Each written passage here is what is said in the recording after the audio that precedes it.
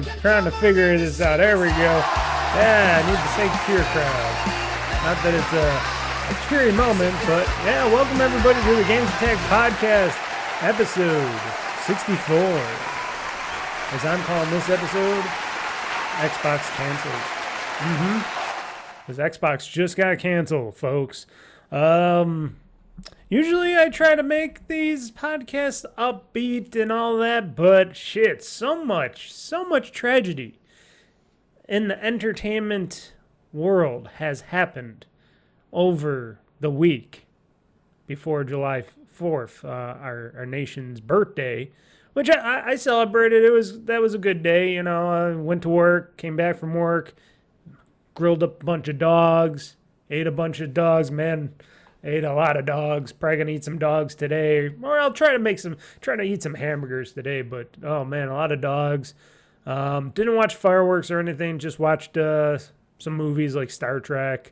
Did my stream Friday night because I'm not gonna miss out on streaming and playing a video game with you guys. So I did my Big Daddy Bioshock's episode 2 stream. So that went up. You can watch that. You can watch the whole series of the Big Daddy Bioshocks on OldFreakyGamer.com, or I should say, go to YouTube.com/OldFreakyGamer-2023, and you can find all that right there. I put it on the main page because, like I said, that's the main thing I'm streaming, so you can see those past streams and stuff right there for you. And you can watch all of the Big Daddy Bioshock series from me playing from the first Bioshock game to the second to Bioshock Infinite. And then hopefully more if those ever surface in the near future. Like I said, it was a decent Friday. Did my stuff, but learned a lot of stuff previously in the week that was just a bummer week for gaming and entertainment in general. Mainly the fact, we'll start this up, even though this ain't a game-centric thing at the most, but Mr. Michael Madison. I keep saying Madison, like son. It's Michael Madison. Mike Madison. Yeah, I got Michael Madison. It's hard because it's a MM thing, and my mouth wants to go Michael Madsen. He passed away at age 67. Didn't even reach 70, and he passed away the day before July 4th. He passed away July 3rd. Apparently, it was like in his own home, cardiac arrests. Unresponsive, found unresponsive. That's sad. That's young. I thought he was older than that. I thought he was in his 70s by now, but because I think of how I am. I'm 39 years old. I'm almost 40. I thought this guy was like way, even though he looked decent, you know, you can seeing him, and I'm like, oh, he had to be like 70 something. No, he was 67 years old. And I know saying 70 something is like not too far from 60 something, but you got to think, when you get past what is it? It depends on every person, but you get past that 60 range, your decline goes quicker and quicker, depending on how well you take care of yourself and your body. Me, I take care of myself and my body. You know, it depends. Like, I haven't been working out for a little while because just me not doing it. I got to start doing it. And, you know, I'll eat decently, but I'm not always the best at eating the best foods. But sometimes I'll eat really healthy. Sometimes I'll eat some garbage, you know, like my hot dogs and stuff. Those are garbage, but they're good garbage. My burgers are way less garbage because they're, you know, better meat, better stuff in them and stuff like that. But still, buns, garbage. You know, we could go through a whole list of what's healthy and what's not. And it depends on every person, too, because it doesn't matter what you eat. It's just how you manage your eating and your body and all that stuff. And, you know, usually I figure I do some healthy stuff to combat the bad stuff. And then I just got to work better at me as a whole. So if I want to live past the precious age of 60 something, which is when everybody seems to be passing away in the industry, and any industry, and all these entertainment industries, everybody's passing away at like 60 something and stuff. I'm gonna have to do a better job than that because that's sad. And these are, no offense, these are the elites. These are rich people. These Mike Madison, he's been in many many movies, and I'm gonna go through some of this list of movies he's been in and stuff. But he has some coin. I'm sure he has some coin, and I would think he would be uh, well taken care of. You know, best doctors, best stuff like that. Me, not so much. I'm not rich. Don't have the best of the best. You know, I live here in New York, which if you live here, especially in the Buffalo region, you know we don't have the best doctors and the best healthcare here. I don't care what anybody says. When you got C's and D doctors and doctor associates and stuff like that working around here, and you can tell because I don't want to brag or anything. My late mother was, she studied medical stuff. She worked at a medical place and all that stuff. And she knew a lot of stuff. Even when I was a kid and I was her only child, she never really truly worried about me and my well-being and health and me like falling off a bike 20 times and breaking open my knee and leg and stuff and bleeding uncontrollably. She's just like, well, I'll fix that up for you. Stop falling on the same leg and knee, you dumbass. And I'm like, should I go to the hospital? Shouldn't you be more scared? No. She's pretty good. Not in her own medical stuff, but, for me as an only child, and I'm like, and I'm growing up, I'm like thinking, other mothers are usually scared, petrified about their young children and stuff like that. And, she never really truly was a worrier. That was one thing I remembered throughout my life. Me and my health. She was concerned about stuff like my sinuses and stuff. And she's like, yeah, let's see what we can do with these dumb sinuses and your bullshit eyes and stuff like that. But never really said, oh, you got to get on the treadmill, fatty, or whatever. And I was a fat kid. I guess she figured I was going to figure it out. Then years later, I'm like, oh, yeah, she never really got into me on that stuff. But anyways, enough about little me. Yeah, Michael Madsen, you knew him all from Reservoir Dogs. Everybody talked about that a bunch of times. I never seen Reservoir Dogs. I think I have it. I should watch it in the remembrance of him. But, I knew him from a bunch of other movies like Kill Bills. We all know him as the Kill Bills guy. I knew him from Species, the Species movies. He's been in two of the many Species movies. If you haven't seen some of those Species movies, the first three are really good. The other ones, you got to be really into that movies to see like those. But it's been in the first two Species movies. He's been in a bunch of other stuff. He played Tony Cipriani in Grand Theft Auto 3 as the voiceover. He did that other recent game. What was that one with where they had Chuck Norris and all them in that cowboyish whatever bullshit game that you don't hear about, Rock Dog City or something, Raw Dog City, whatever it's called. But the biggest movie he's been in for me, growing up as a young kid, 1993, a movie that blew away everybody. And this was after Jurassic Park and all that stuff. Free Willy. If you don't remember Free Willy, or if you're too young to know Free Willy, go watch Free Willy. It's a great movie. Great movie. And the saddest thing, I only owned it on VHS a long time ago. Never owned the movie. Never even owned, on DVD or anything.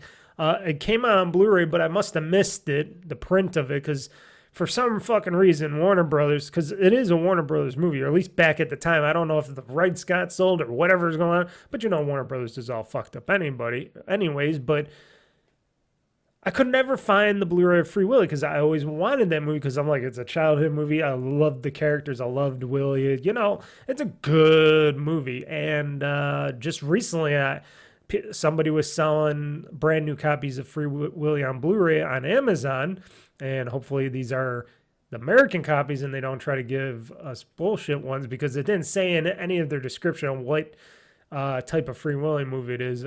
I think it's the American version, hopefully. The non, special European or whatever editions that don't work in region A Blu-ray players and stuff. But I purchased a copy of it. It was like $30 something, which is not bad because Blu-rays are usually like $30 or something.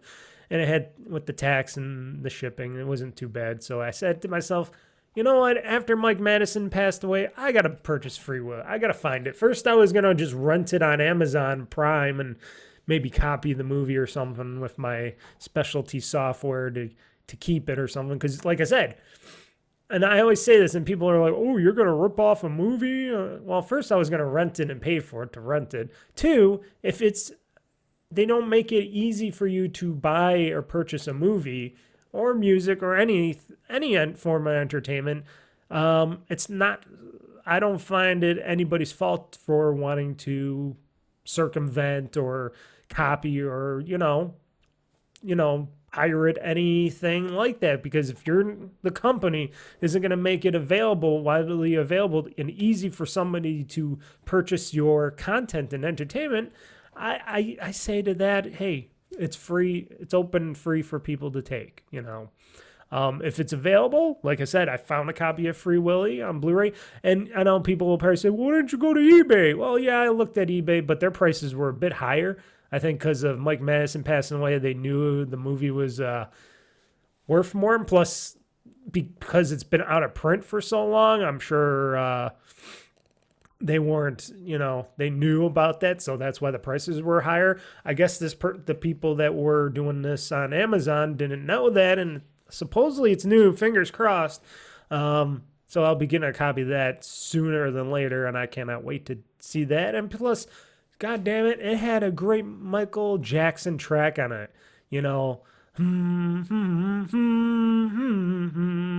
I forgot what the name of that song was, but it's the theme for Free Willy. Michael Jackson, he was the bomb. He did a great track on it, and that made that movie. It made that movie on top of the whole story and the Free Willy thing and the characters. I like them all. It's a great movie. You should go watch Free Willy. You could rent it on Amazon. I think it's like $3.99, $5.99, depending on what HD version you want of it. Like I said, you could probably buy for more expense on eBay at the moment. Cheaper on Amazon if you can find the right version. Got to be careful. The right version is different. There's a lot of versions of Free Willy on Amazon. I would hope they would reprint these, but who knows? Like I said, Hollywood is a funny thing, but Free Willy, one of my most favorite movies. I already own Kill Bills and stuff. I already played Grand Theft Auto. He's been in like a ton of movies. It says over here his acting credits in movies that he's been in is 232, and this is from IMDb. So say what you will if they have it correct or not, but 232 films he's been in. So he's been in a lot of movies. And like I said, I thought he was a lot older. I thought, he was getting up there. He looked a little ragged and stuff.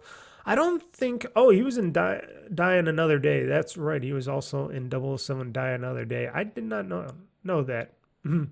It's weird. I think I do actually. You know what? I think I remember his character a little bit, but I just gotta say, Sin City. He's been in Sin City. Okay. I'm just looking. Blood Rain. He's been in. I think I remember that. I'll just get off of this. I'll just get off of his IMDb. But anywho, he's been in a lot of stuff, and he's done a lot of stuff, and he's looked a little ragged. I don't know if some people were like, oh, was he doing drugs and stuff? I don't know if he really partaked in drugs. I'm pretty sure he was a drinker and a smoker, avid smoker, and that kind of shit, especially smoking and drinking. That's where you get those heart attacks from. That's where that cardiac arrest bullshit comes from, mostly, if you're clogging up your arteries and stuff, especially with smoking and stuff. So I think he was and you can hear it in his voice when he was talking and stuff. It's ragged, and that's from hard drinking and smoking and shit like that. I would pretty much be sure that was just because his wear and tear on his internals from that stuff. And, he wasn't an alcoholic or anything like that. But, it does tear up people if you do it a lot and enough. And like I said, I'm no medical expert, but I bet you if they do an autopsy and they find out, how he died, it's probably from long-term use of drinking and smoking throughout the years and just not taking care of the ticker too much. And that's probably how he passed away. And it's sad because he won't be in any more films. He won't be doing anything else voiceover wise. And, he will be missed. He will be missed. And like I said, 67. So young. So young. Also, big in the news and the entertainment and the gaming entertainment industry, look what's going on with Microsoft fucking over Xbox and stuff. And I shouldn't just say Xbox because they were also laying off people across the board of Microsoft there from other divisions as well. But the Xbox division got the brunt of the bullshit, and it is fully bullshit on what they did. Here, let me move this a bit. Let's see here. Hold on.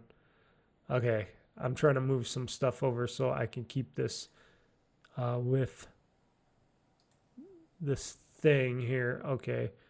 No, you don't have to put this in the new tab. It was putting stuff in a new tab. Okay, so if you haven't heard and you were living under a rock, Microsoft did some mass layoffs again, and especially across the gaming division. Phil Spencer took to making a letter out to his staff and all of that, saying we must make choices now that continued success in future years. Company corporate leadership bullshit jargon, but he has to do it because that's his job. He's running a division in the company, so he has to do it. It's sad, but yeah, a lot of stuff got crushed. Candy Crush developer King was hit hard, but the layoffs affected other parts of the gaming business as well, including Microsoft-owned Bethesda, including its London office, were also affected by the cuts. Rare's long in development game Everwild was canceled part of the round of layoffs. I should look at the Everwild trailer because I don't remember that too much. I can do it right now. So hold on, folks. I'm gonna pause this and watch this trailer. You will not notice a thing, but I'm letting you know anyways because I want to see what this Everwild trailer was. Okay, just watch the trailer. So Everwild looked a lot like a Legend of Zelda Breath of the Wild kind of thing going on there with the cell shading and the characters, how they looked and what they did. I do not know what exactly this game was going to be. I guess some people were saying it was going to be like an open world game or something from Rare. I don't know, but that's what people were saying. I guess, but it looked okay. It looked pretty cool. It looked like something unique that could have been really good for younger people or whoever on the Xbox platform, if you want to consider calling an Xbox the platform anymore and not just a published game throughout the industry now, because frankly, all these games are going to be published on more than one platform. So it would have been a unique game. I don't know if they could ever go back to doing this Everwild again over at Rare, but I guess because it was long in development, maybe it wasn't coming together right away or wouldn't be coming together quickly enough. And you got to understand Microsoft as a company as a whole has been doing layoffs.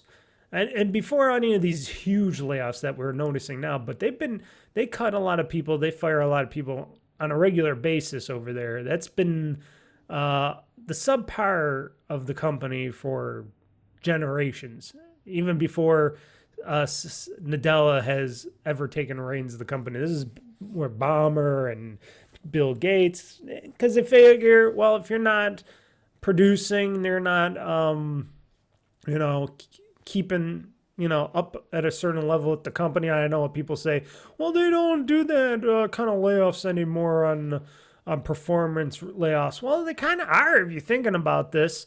It is performance of how these games and game companies are working. They're doing it on a scale where they just want, it's not about money, it's not about all that, even though it is, but it isn't, because they have money. They have over $3 trillion market cap, and so on. And it's about shareholder, it's always about corporate shareholder greed and appeasement from management and stuff, and then they want to get their bonuses and stuff. It's all about, the money, which a company is about money. But if you want people to feel safe and secure and do a good job in your companies, keeping up on laying off people is not the best answer to do that, especially now that they just laid off around 4%, or roughly 9,100 employees losing their jobs, from a company that has over 228,000 employees worldwide. It's pretty bad. It's a lot of layoffs. It's all because of the greed. It's all because of AI. That's a big part of it. They want to pump more money into the AI bullshit that nobody believes in and nobody cares about, especially regular people like you and me do not care about AI. Very few people out there care about AI and anything developed in AI. And, Microsoft should still keep working on AI and stuff. And I know it's not even really them doing AI. It's mostly open AI that they're reliant on, and that who knows what will happen with that if that all falls apart, if Microsoft can do it all by themselves. But they should not be focusing on something like that. They should be focusing more on Windows, which was their thing before. Make Windows better for people, because a lot of people I still hear complain about Windows. I don't complain as much about Windows because I've been using Windows forever. So I know all the ins and outs, the ups and downs, all the goods and bads, and I'm used to Windows. Windows 11, originally I wasn't going to get it, but then when Windows 10 was going to be coming obsolete, I'm like, yeah, why not? And Windows 11 became very good to me, especially when I tweaked it a little bit with some third-party software to make it more Windows 10-centric, which is very few things. But that should be more the focus of their company, plus Office, plus, the gaming division of Xbox and stuff, and other divisions that they're doing. I know they're pretty much wanting to get out of the hardware business. They don't want to be focused on trying to produce their own hardware. They want to rely more on third-party, cooperation, third-party, what should I say, agreements and stuff to help them make good hardware for them and their systems, like they're doing over at Xbox right now, where they're going to have more devices that play Xbox games. And it's not just about the Xbox console, even though they still say, and this might still be the case at least for one more console or so, they still want to make a proper Xbox console so people can go out there and buy something directly from them, and then they can purchase their consoles and stuff from third parties like Asus and whoever else, or that Meta headset where people are like, why did they do that thing with Meta? Well, first off, don't they still, like I keep saying, don't they still own a little portion of Facebook or something? Do they have stock still in Facebook? I know Microsoft and Facebook had some togetherness in certain ways, and especially with Microsoft buying some stake in Facebook and stuff. But pretty much, them having them go, hey, make a Xbox Meta Edition for us, or you slap the Xbox logo on it, you make it green and stuff, and promote our online streaming service, because that's what they're doing, is promoting Xbox Play Anywhere, where you can play streamed games and stuff, stream them to the Meta Quest handset and play it like on a big screen on your face. And that makes sense to me. A lot of people were saying, oh, that doesn't make sense. Why are they doing that? Why are they doing that shit? Well, when you want to have Xbox Anywhere, you want Xbox Anywhere. And that means headsets, handsets, phones, watches, computers, TVs, anything with a screen and capable of connecting to the internet and stuff. That's where you want that stuff. And, they're figuring, hey, if we're not creating our own stupid headset, why don't we put on theirs, And they're willing to work with us to make money, and why not? So that's why they're doing it. Not that, they're just testing out the water, seeing what works and what doesn't, and it keeps them from spending more money. But overall, I think mass firings and closings of studios and canceling of games is not a good look for them entirely. It definitely pissed me off a bit because I'm like, okay, you're killing good studios that you want and need to make you new and exciting games and stuff, and try to challenge themselves to do more with what they have and try to do some specific stuff, and they're not going to be able to do that because everybody's quivering to see if will we be next in our jobs. Will our jobs be next to just go away someday? And that could be the case. And because here's the main fact, folks. Satya Nadella and a lot of those corporate execs do not give two shits about Xbox. Satya Nadella, Satya or whatever I can never say his name, but Nadella, he wanted to spin off Xbox. He wanted to either spin it off or sell it off or something back when he started taking over Microsoft. It was very much a big topic over there at Microsoft. Should we keep this Xbox brand, or should we give it sell it away or spin it off and stuff like that, like they did Nokia and stuff like that? And it's just heartbreaking to see. And excuse me, I'm trying to adjust myself in my chair here. Feeling uncomfortable in my chair. Why is that? I don't know. But yeah, he's not a gamer guy. You can tell. He's more cold calculating. I'm just running a company, making money, make it profitable, set myself as a legacy, set myself up as a legacy in this company, like Bill Gates and stuff. And maybe if you want to say Steve Ballmer, I like I said, I never liked Ballmer or his leadership ways, but because to me he was too much of a stupid goofball that made bad decisions. But he kept things going along. But Nadella, he's cold and calculating. He's worse than a Vulcan, like in Star Trek or anything. He's like, well, if this don't work, we're cutting it. He's the chop master. And a lot of his decision making over the years, I just did not care about. I do not care about. But he's making the company money. It's not for the good or the better, but he's keeping the company super profitable. It's more profitable than it's ever been. And I wish I had stock in Microsoft right now, because I'd be fucking loaded beyond my gills. But too many companies like Turn 10, they basically are shuttering Turn 10. Turn 10 is basically at its bare minimals right now. I'll talk about that. There's some news stories about that. You got other games like the new Perfect Dark canceled. The Initiative gone. A brand new studio built within Xbox gone. Let's see here. So Perfect Dark reboot canceled. Initiative shuttered. Even though that wasn't gameplay we were looking at, or it was like a tech demo or whatever they want to call it, and a lot of people are saying, oh, it was fake. You know how the whiny little bitches are out there that likes to go and push the fake button every time they see stuff. I bet a lot of it was real. I bet most of that demo was real. It was probably just really small.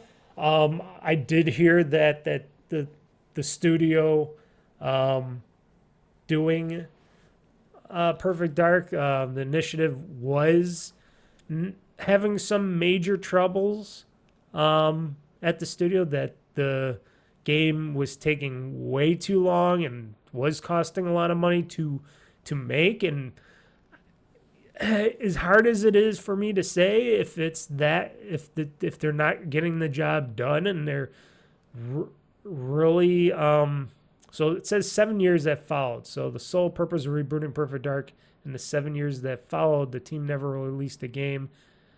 So 7 years in development for this game in the studio, and nothing to really show for it.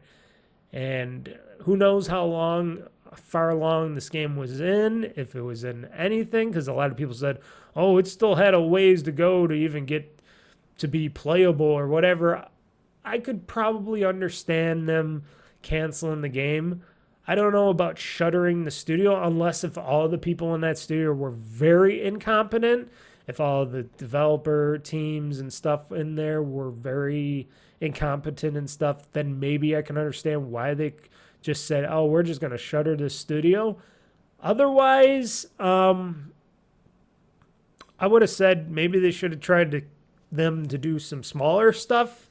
Maybe put that Perfect Dark reboot on the shelf or something until they had some stronger, work ethic type of things and ideas for that game and how to proceed and make that game again someday down the road, and maybe make some smaller games, cheaper games and stuff, and do some other stuff. But forming a new studio, and when did they form it? Maybe in 2018? Yeah, okay. In 2018, Microsoft formed a new studio called The Initiative. Okay. So I would have given like one more chance to, like I said, to make a smaller game, something to prove themselves, and then build up credibility if they really wanted to build up a studio. But I'm guessing, like I said, the whole Microsoft corporate overlord over Xbox wanting to see results, especially nowadays when the dollar is more expensive, there is no room for bullshit. There is no room for failing and stuff. And it's a very, very claustrophobic / bad time for people making video games, and companies like, the Xbox divisions and Microsoft in general for making anything software based or anything under that leaderships. And, you got other companies like Ubisoft still in tatters and shambles and tatters and stuff. It doesn't matter what they're doing, because who knows if they'll get back on their feet anytime soon. You got other companies, got EA. What has EA put out recently? People keep talking about that skate game that's supposed to be coming from EA, and still nothing's shown for it.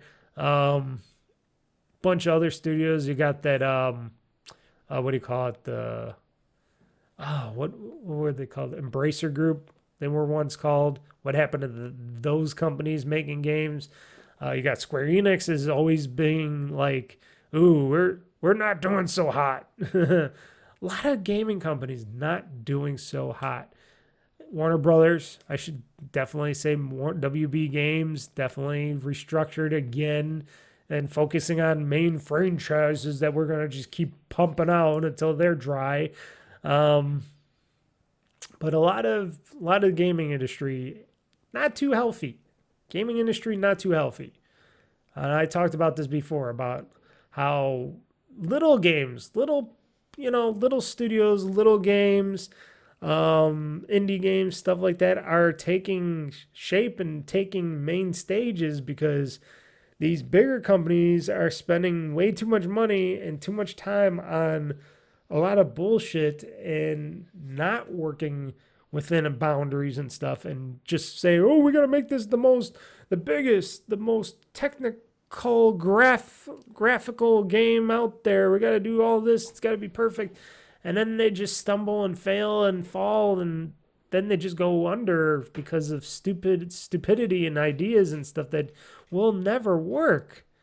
But Perfect Dark, I would have liked to. I never cared about the Perfect Dark franchise. I did try playing the original Perfect Dark games. I did not like them, But Joanna Dark as a character is like a agent, like Splinter Cell meets, um, I want to say 007 kind of thing going on there. That was interesting. And looking at the newer stuff, I was like, ooh, that looks really good. Looks really interesting if they can pull it off. It's just sad that we'll never get to see that. It's just like that. I think they game it, and don't quote me on this, but you can tell me in the comments if you're on YouTube and stuff, in the YouTube comments of the video, or if you email me at oldfreakygamer@gmail.com, you could, or any of my social media stuff, you can let me know. But Scalebound, was that the game that was with the dragon and the guy with the big headphones and stuff and all that, and big dragon thing? That looked pretty cool. That got buried a long time ago. Stuff like that looked really good, that they showed really good trailers and promises for, and it just went down the drain. And it's just like, I feel sorry for all the developers and all the people losing their jobs, but And another thing, and I mentioned this many times before, another reason for them laying off so many people is not only just because of that stuff, it's also probably because of the tax initiative. And a lot of, and if you would think they would say that in their announcements and stuff and talking about this stuff, but they don't want to do that, because then people will be like, what? Oh, it's all because you want to save some money on taxes, corporation? Because you know how the big backlash is about corporations and tax savings and stuff like that. Like some people were talking about, one of those bigger things was that the tax breaks and cuts for people doing stuff like this by experimentation or something. It was like an experimentation tax or something, where you were able to take off money for, everybody working on projects and stuff during the year. And now it's like every 5 years or something weird like that. Like the tax laws changed, the corporate tax laws changed, and it wasn't in favor of these people being able to try out new stuff and failing and wasting a bunch of money anymore about R&D and stuff. It's more, you got to do it a certain amount of years and stuff. I do not know nothing about taxes or tax laws and stuff like that. It's all a bunch of stupid bullshit to me. It's all made super complicated just to get people to pay governments and stupid stuff like that. It's just, and then corporations take advantage of it because they're really good at needling through everything and making sure that they save as much money as possible. And I think this is because of how many people they have and how much money it's costing them, and they can't take tax breaks on these people anymore. And then that's another reason that they're letting them go, And it like I said, it's sad. It's sad. It's bad. And things like Everwild being canceled by Rare. Hopefully they're not losing anybody there, because Rare still makes great shit. And sad for the Perfect Dark, the Initiative people, because that could have been something. That could have been a great game, maybe. I don't know. Like I said, I don't know how well that game was being made and what was going on behind the scenes, but hopefully they find jobs elsewhere or whatnot, or placement elsewhere in the company or whatnot. But sad to see a fresh developer go. I guess the Sea of Thieves Banjo-Kazooie director left also before this whole Everwild game got canceled, and he was supposed to be like the director of this, I guess, as well, or the lead on it or something. So Greg Miles, a veteran game developer and director of Sea of Thieves and Banjo-Kazooie, to name a few, would be leaving the company as a result of Xbox's decision. With Everwild canceled, Miles is reportedly departing from the studio he'd been with for over 35 years, and was credited as the director of the now scrapped game, at least since its reported reboot in 2021. That sucks. That sucks for him, but, gonna leave. He's leaving on his own accord. He isn't getting fired. He's been there for 35 years. They cancel his game. Why not? New ZeniMax Online MMO shut down. Let's see here. Matt Booty confirmed the above game cancellations along with bidding off unknown number of unannounced projects. Let's see here. One such project was the unrevealed MMO from ZeniMax Online Studios, the team behind Elder Scrolls Online and Fallout 76. Referred to as Project Blackbird, details were kept tightly under wraps on this project beyond falling in line with previous works as the RPG-oriented MMO. We know little else. Let's see here.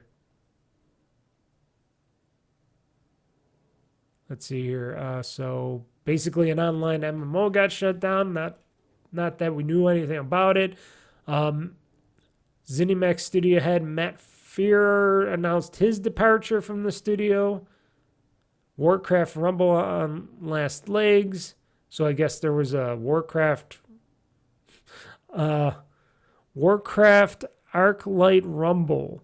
A 2023 mobile game, Warcraft Rumble, is now ceasing development of any new content for the free-to-play release. Blizzard announced the pivot on the very same day as news broke surrounding Xbox layoffs, claiming support will continue on a regular systematic in-game events and bug fixes, but there will be no new content moving forward.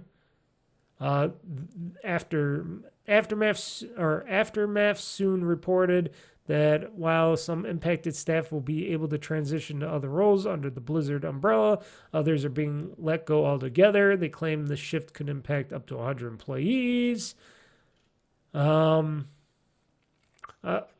the biggest one of these layoffs, Turn 10 Studios. Let's see here. I'm just going through all the news stories that I'm looking for. So, okay, let's just go to this one. So, Forza Motorsport team is no more. So, Forza Motorsport proper, I should say. With Turn 10, former developer claims with remaining Turn 10 staff left to support the Horizon side. So, that means we probably won't get any more Forza proper games going ahead in the future. Because, you know, this recent Forza Horizon, or Forza Motorsport proper game, I guess, didn't do much. I played a bunch of it. I go back to it once in a while. I should put it back on my PC because it is really good up for my PC. And my ROG Ally, it works, but I'd rather see it played on my PC or Xbox or something. But I should put it on my Xbox, really. You know, that would be a game for the Xbox, because then I don't have to run so many CPU cycles on my PC for that game, because that game does take a lot of pixel pushing. And I do get an Xbox, but I should really play some more Forza Motorsport, because I do like that game. I know a lot of people kind of got sick of it, but I do like playing on and off again. I'm not just heavily into it because I'm not a big car guy, but I'll go and do some races here and there and have some fun on that stuff. But it's sad that they're killing their main studio. Basically, Turn 10 is not really a studio anymore. It's just a support studio for now, until they decide we're going to just fully shut down the rest of Turn 10, and it's just going to be, you know, the Horizon side, which is not, you know, that's where the money was made. That's where most people play their games, is Forza Horizon, and that's where I play as well. But that is really sad, because that was their competition against, you know, what should I say?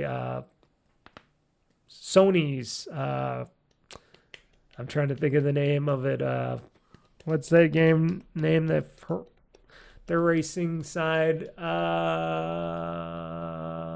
Gran Turismo. Yeah, they're Gran Turismo. That was competition for like Gran Turismo. And it's like, bloop. Oh, we don't care. It's not making us any money. Bloop. Yeah. Yeah, it is a very sad day for one of the best racing video games. And like I said, it's all cold calculating and bullshit from up on high. And you can't blame Phil Spencer or Sarah Bond for that. This is all coming up from up top saying, hey, you guys, we're talking with you guys. They're probably being talked to. They're like, we got to shut down some studios. We got to get rid of some people. We got to cut the fat. And they're probably all looking at it. It's like, Forza Motorsport was not the, the most selling game anymore, and blah, blah, blah. Forza Horizon has been the most established game, and then you're also working on the new Fable game and stuff like that. So let's just say bad decision making, people, from up on high at Microsoft. You can blame Microsoft. It's bullshit. It is just bullshit. It's just, and I'm sure there's a lot of people going, what the fuck? So let's see here. Forza Motorsport launched on the OG Xbox in 2005. Established the series as one of Microsoft's core gaming brands, as well as a serious rival for PlayStation's Gran Turismo. 7 Forza Motorsport sequels have launched since, spread across every Xbox console generation. And unfortunately, it's been eclipsed by the increasing success of Forza Horizon, the franchise's newer open-world spin-off that first launched back on 360 in 2012. Following a positive reception, the following decade saw four Forza Horizon sequels to follow, and it's just really, really sad.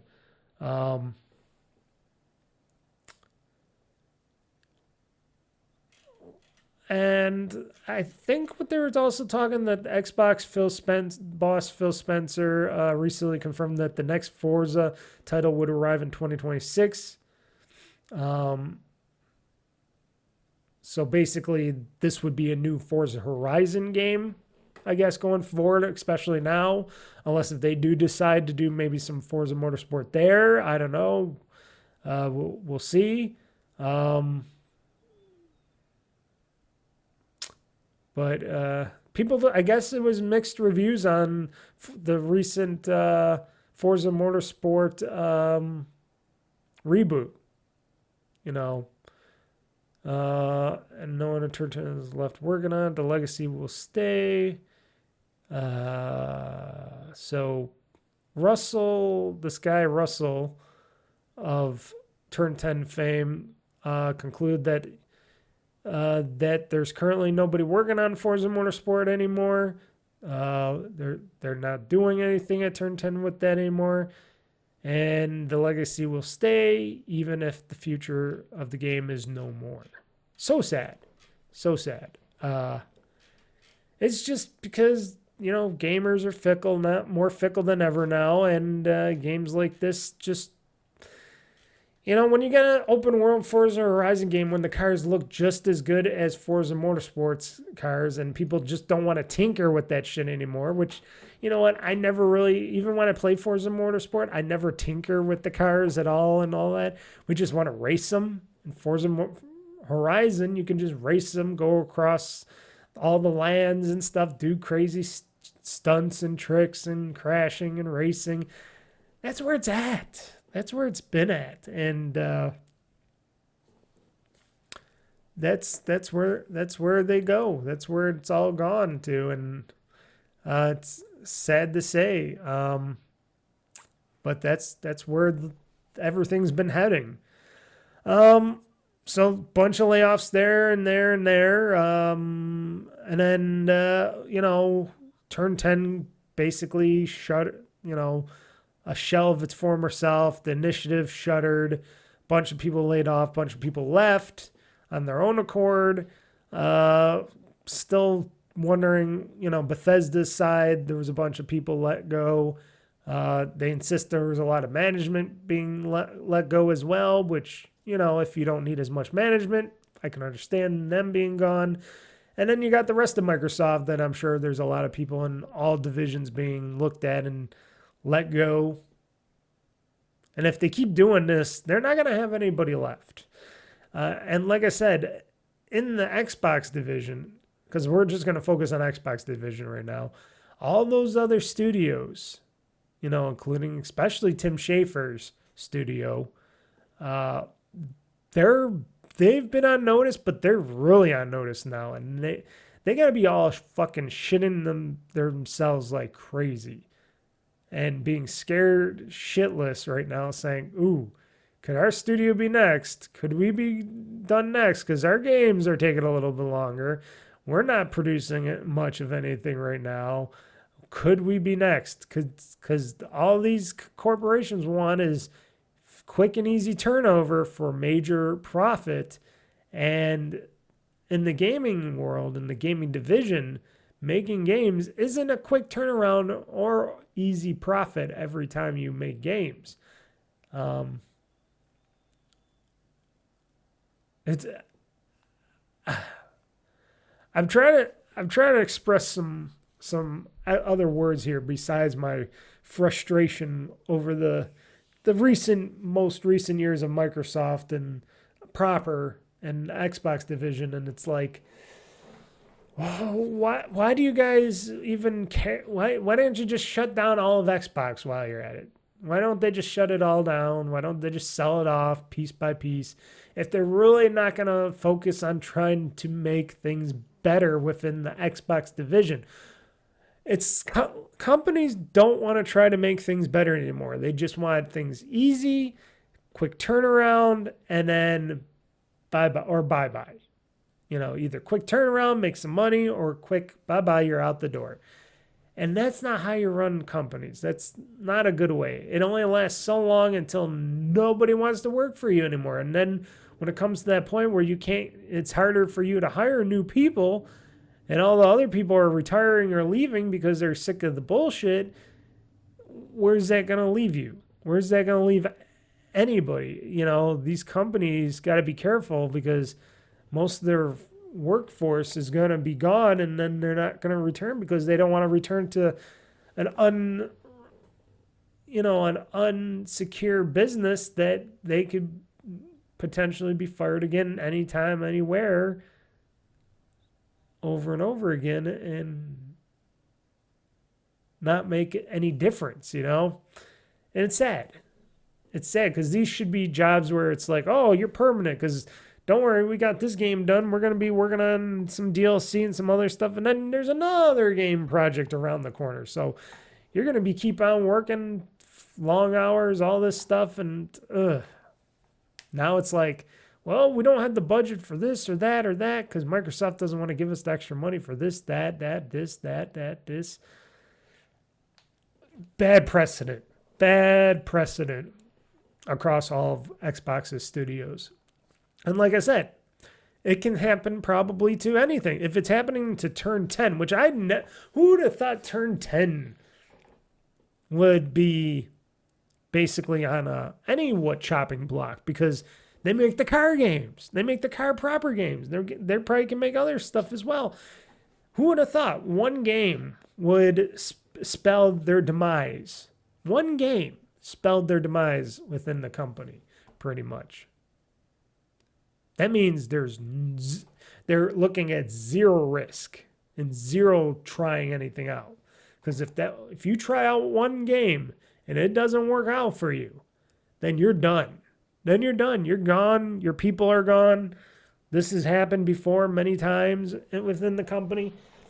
And it, like I said, it happens in other companies as well, but it is still kind of bullshit that we're in a day and age where trying could lead you to being gone in a company for like that.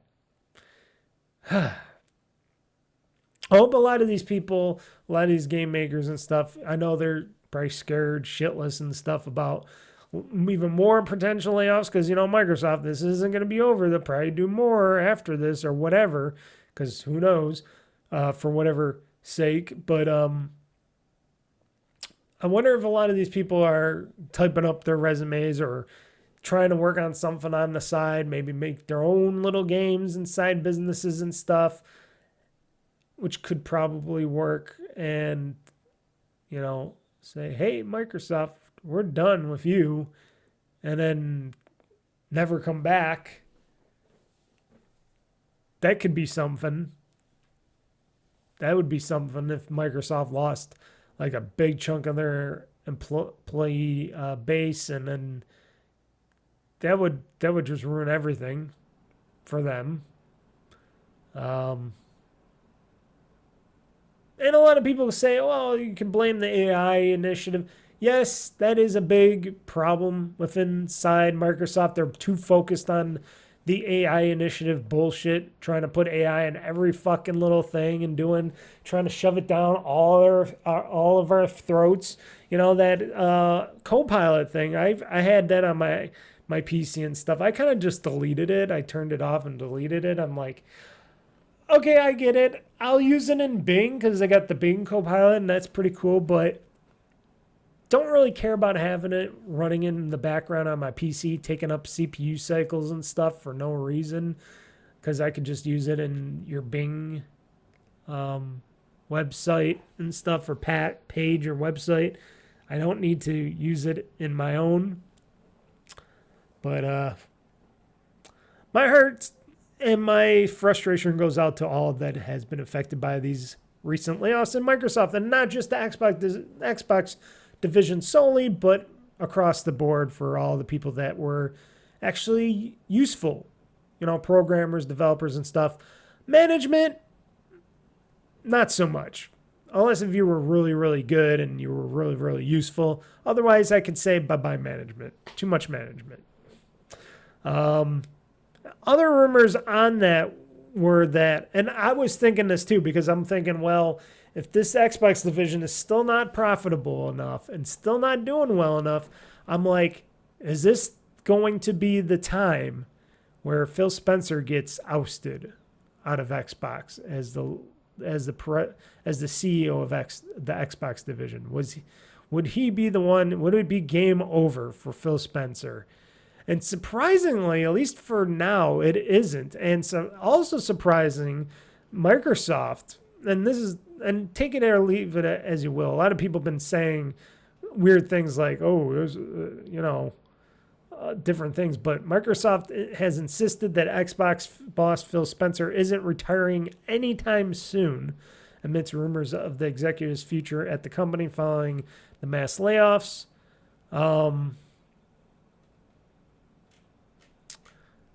Let's see here.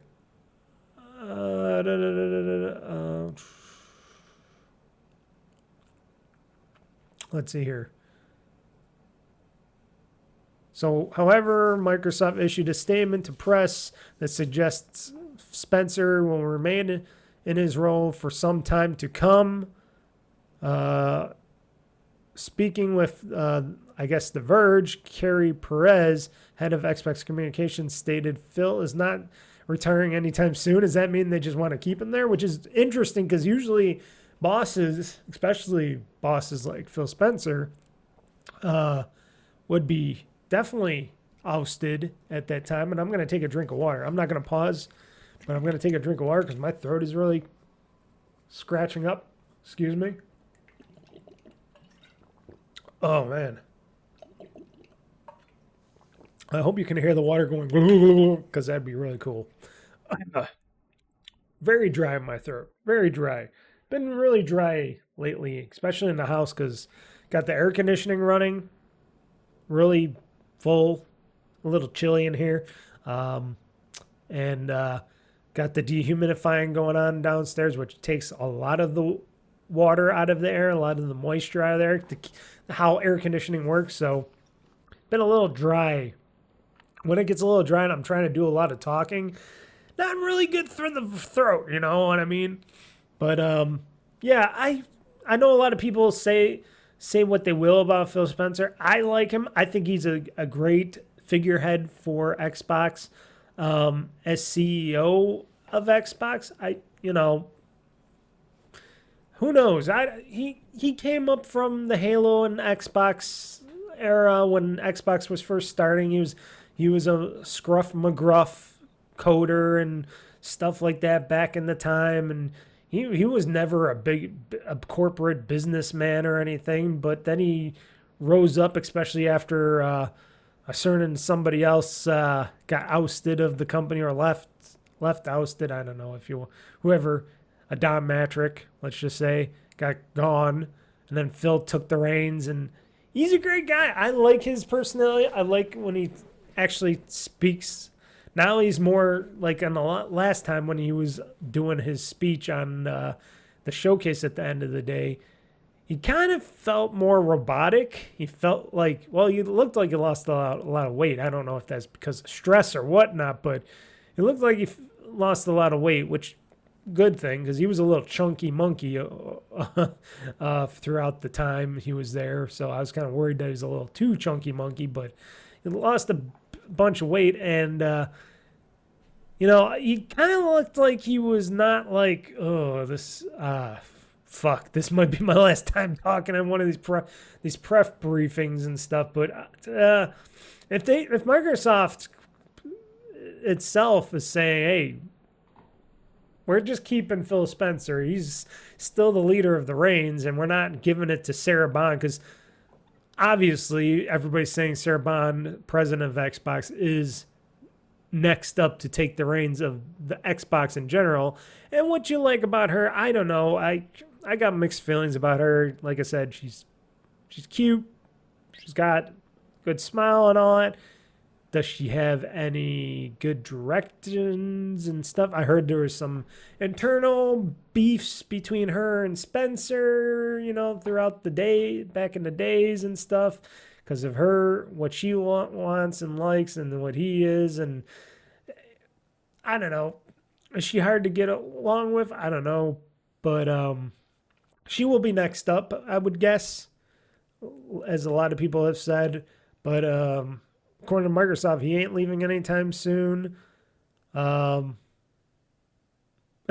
everybody's questioning here, well, what does soon mean? Anytime soon? Does that mean this year, next year, 2027? And a lot of people are saying, well, if Microsoft's reporting that its next-gen Xbox is coming out in 2027, unless if those plans change, people are saying, well, that's probably when Phil Spencer's going to leave and retire the company, right? After the next Xbox, because a lot of people are saying that Phil stated that maybe the next console will be his last, that he might be done after that. I don't know. I don't know where his head is at. When you're running, this gaming division within this big corporate structure, that's a lot of stress for you, especially when you got to close a bunch of studios, let go a lot of studios, let go a ton of people and stuff. That's not what he likes to do. He wants to be making this successful business within this business. He wants the Xbox business to thrive. He wants all these games to do well. He wants all these people to do their darndest to make the best games possible because he loves games. He loves to play games and stuff. He wants everything to be good. And in reality, a lot of that stuff isn't, good. And, times have changed a lot. Demands for stuff has changed dramatically.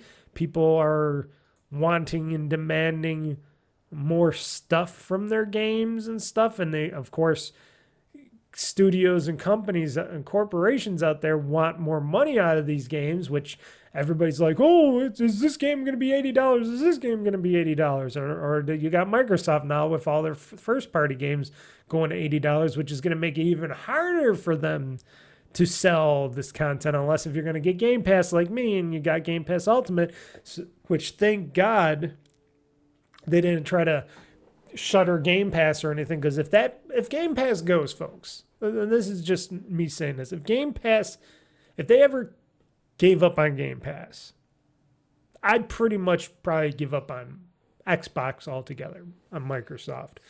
I'd buy stuff, but only on deep sales, and everything new, I would wait, because I would not spend no fucking $80 on any of their products. And that goes for anybody. That goes for Sony's games, Ubisoft, Nintendo, everybody. $80 for a game nowadays is ridiculous in this world. Everything that's getting more expensive in this world is ridiculous. And like I said, everything keeps going up. Quality hasn't been going up. It's been going down. And sure, you got still a lot of quality in games, but it costs more for that quality in games. And if you keep raising everything up higher and higher and higher for costs and pricing and cost and pricing and cost. You can only go so high before it just overflows, and then nobody buys any games anymore, and then everything just goes crashes. All your first party AAA bullshit studios and games just goes down the drain. Everything closes, everything goes away, and it's just little people and indie studios and Valve maybe with Steam and stuff that still goes swimmingly along because they don't have to worry about that rising costs and overhead and bullshit like that because they're making smaller projects and they're not trying to push the needle every single time, every single game, and they're not pushing any objectives. They're not pushing AI into everything. They're just doing what they want to make what they're making and see if it does well. And that's a better choice than trying to push initiatives and trying to make everything more expensive.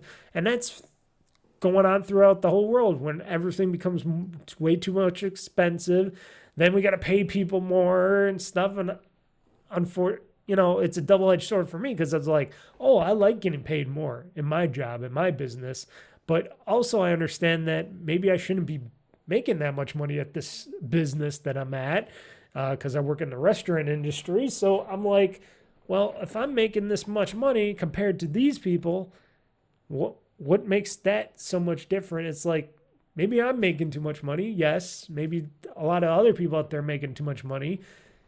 But here's the thing, if cost of living keeps going up, we got to make more money. And then that means prices for things goes up. And it's just an endless spiral circle, keep going back and forth like two freaking retards shooting each other BB guns all day. And I don't know where I came up with that thing, but it's stupid. It's stupidity. It's the world going in the wrong direction, the world pricing itself out.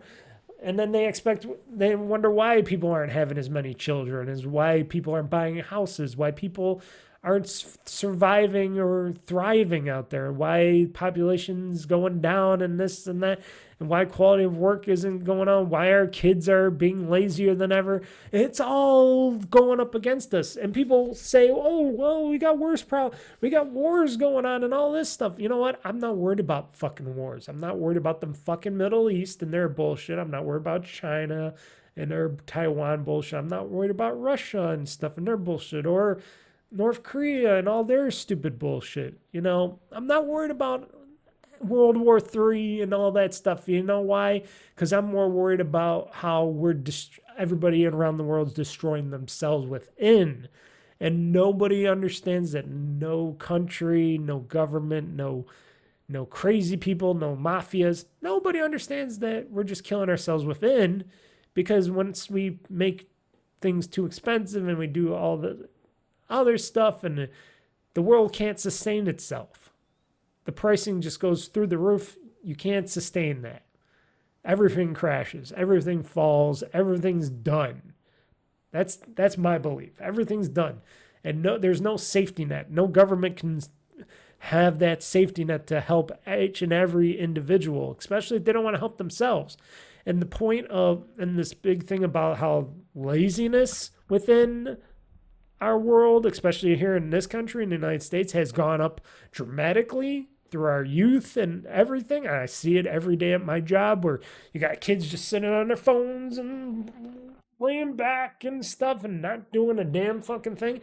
But yet they expect to be paid for it, and they expect to get recognition and stuff, and they get upset when they're not getting bonuses or extra stuff. And it's like, well, you're not doing anything. And that's where the world's going. It's going in a bad one-way direction, and it's not going to be total global war that kills us. It's going to just be us inside our own countries. That's where we just die off. We go away.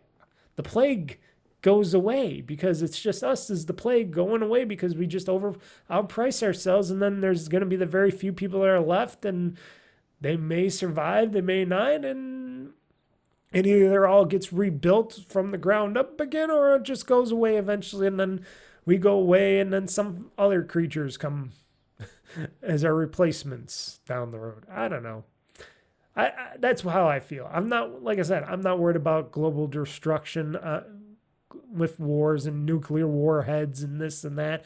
I'm more worried about our internal destructions within societies, within our own societies. Either they be good societies, bad societies, doesn't matter. That's where it all goes away. Boy, this is going to be the grimmest podcast I ever do. I think I did one other really grim podcast a while back, but this one is really going to be grim. So I'm sorry, folks. I usually try to keep politics and I try to keep it happy. I try to keep politics out of it. I try to keep this podcast happy, but nothing was really happy over the week except for the end of the week, being the end of the weeks. But yeah, major layoffs, all that stuff, people gone.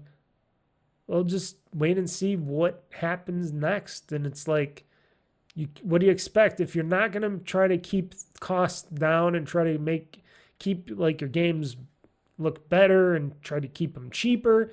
You're not going to succeed. I don't know what Xbox and Microsoft are thinking, but they're not going to succeed if they're not trying to do right by the consumer. And that's for any business. If you're not trying to do right by the consumer, and I'm not like saying give free handouts or anything. I'm not saying, oh, let them pay nothing for stuff, because I know there's a lot of people out there that don't want to fucking pay for anything because they're cheap as shit and they're lazy as shit. But, you know, there's that spiral as well. But, you know, got to give some incentives.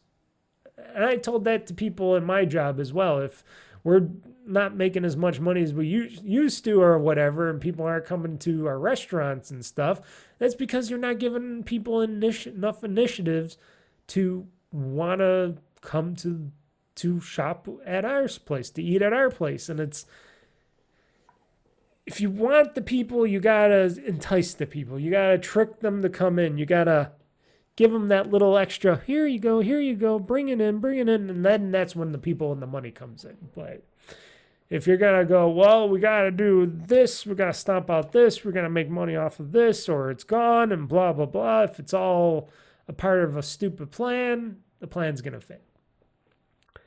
So enough about the sadness stuff. Let's get into other talk. Let's get into some games that I played talk. I didn't play many games, but I'm basically focused on the games that I am playing, and I don't have this game on there. Why don't I have this game on there? But we're going to do that next. The games that have been played in the past week.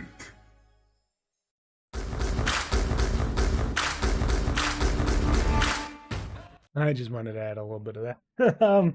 Yeah, so the games I played in the past week, folks. This is the section where I talk about all the games I've played, which I haven't played much. It's been a busy week. It's been a really warm and hot week, and I've just been like, I just want to do more relaxing and sitting and watching stuff than play too much of anything.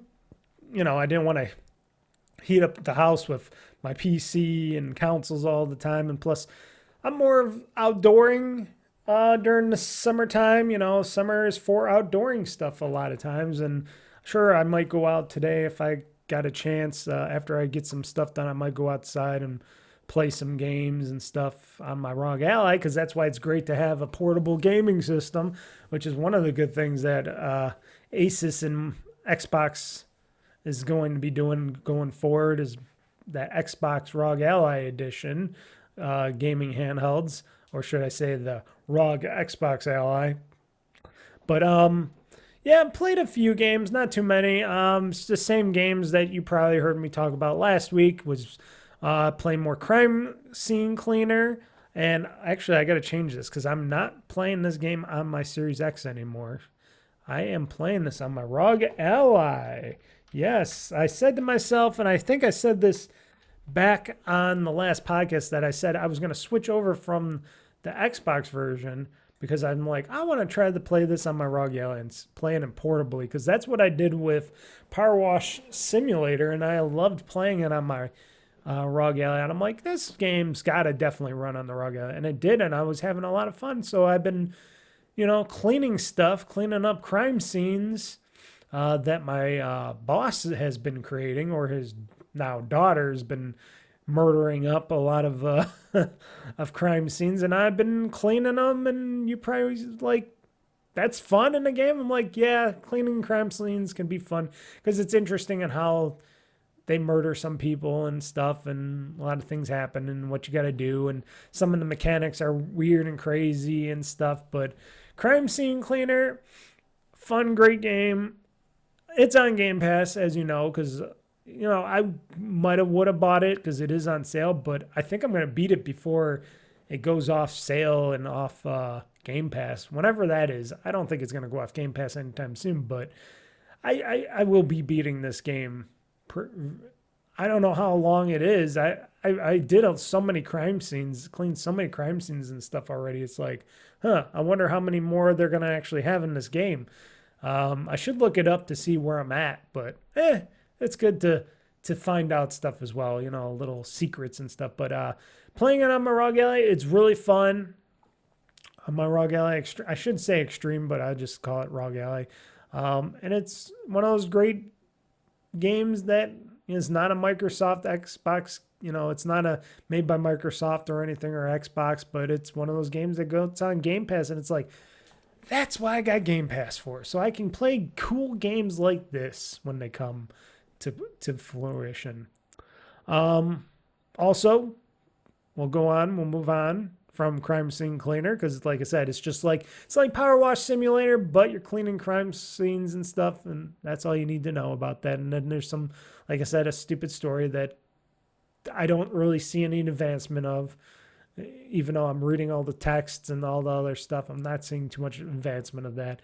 The next game, of course, been playing a lot of Minecraft Bedrock Edition on my PC and ROG Ally. I've been switching between the two, and like I said, still been using this to transfer my game saves between the ROG Ally to the PC, the ROG Ally, the PC, the ROG Ally, the PC, the ROG Ally, the PC.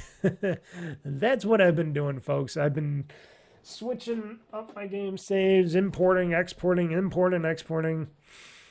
But I've been mostly playing on my ROG Ally because why not? And when I'm outside, I'm sitting on my deck porch and I just want to listen to some music, a good game to just chill back, listen to my music on my phone, off my phone and stuff or whatever, and just relax back on my couch outside on my porch deck.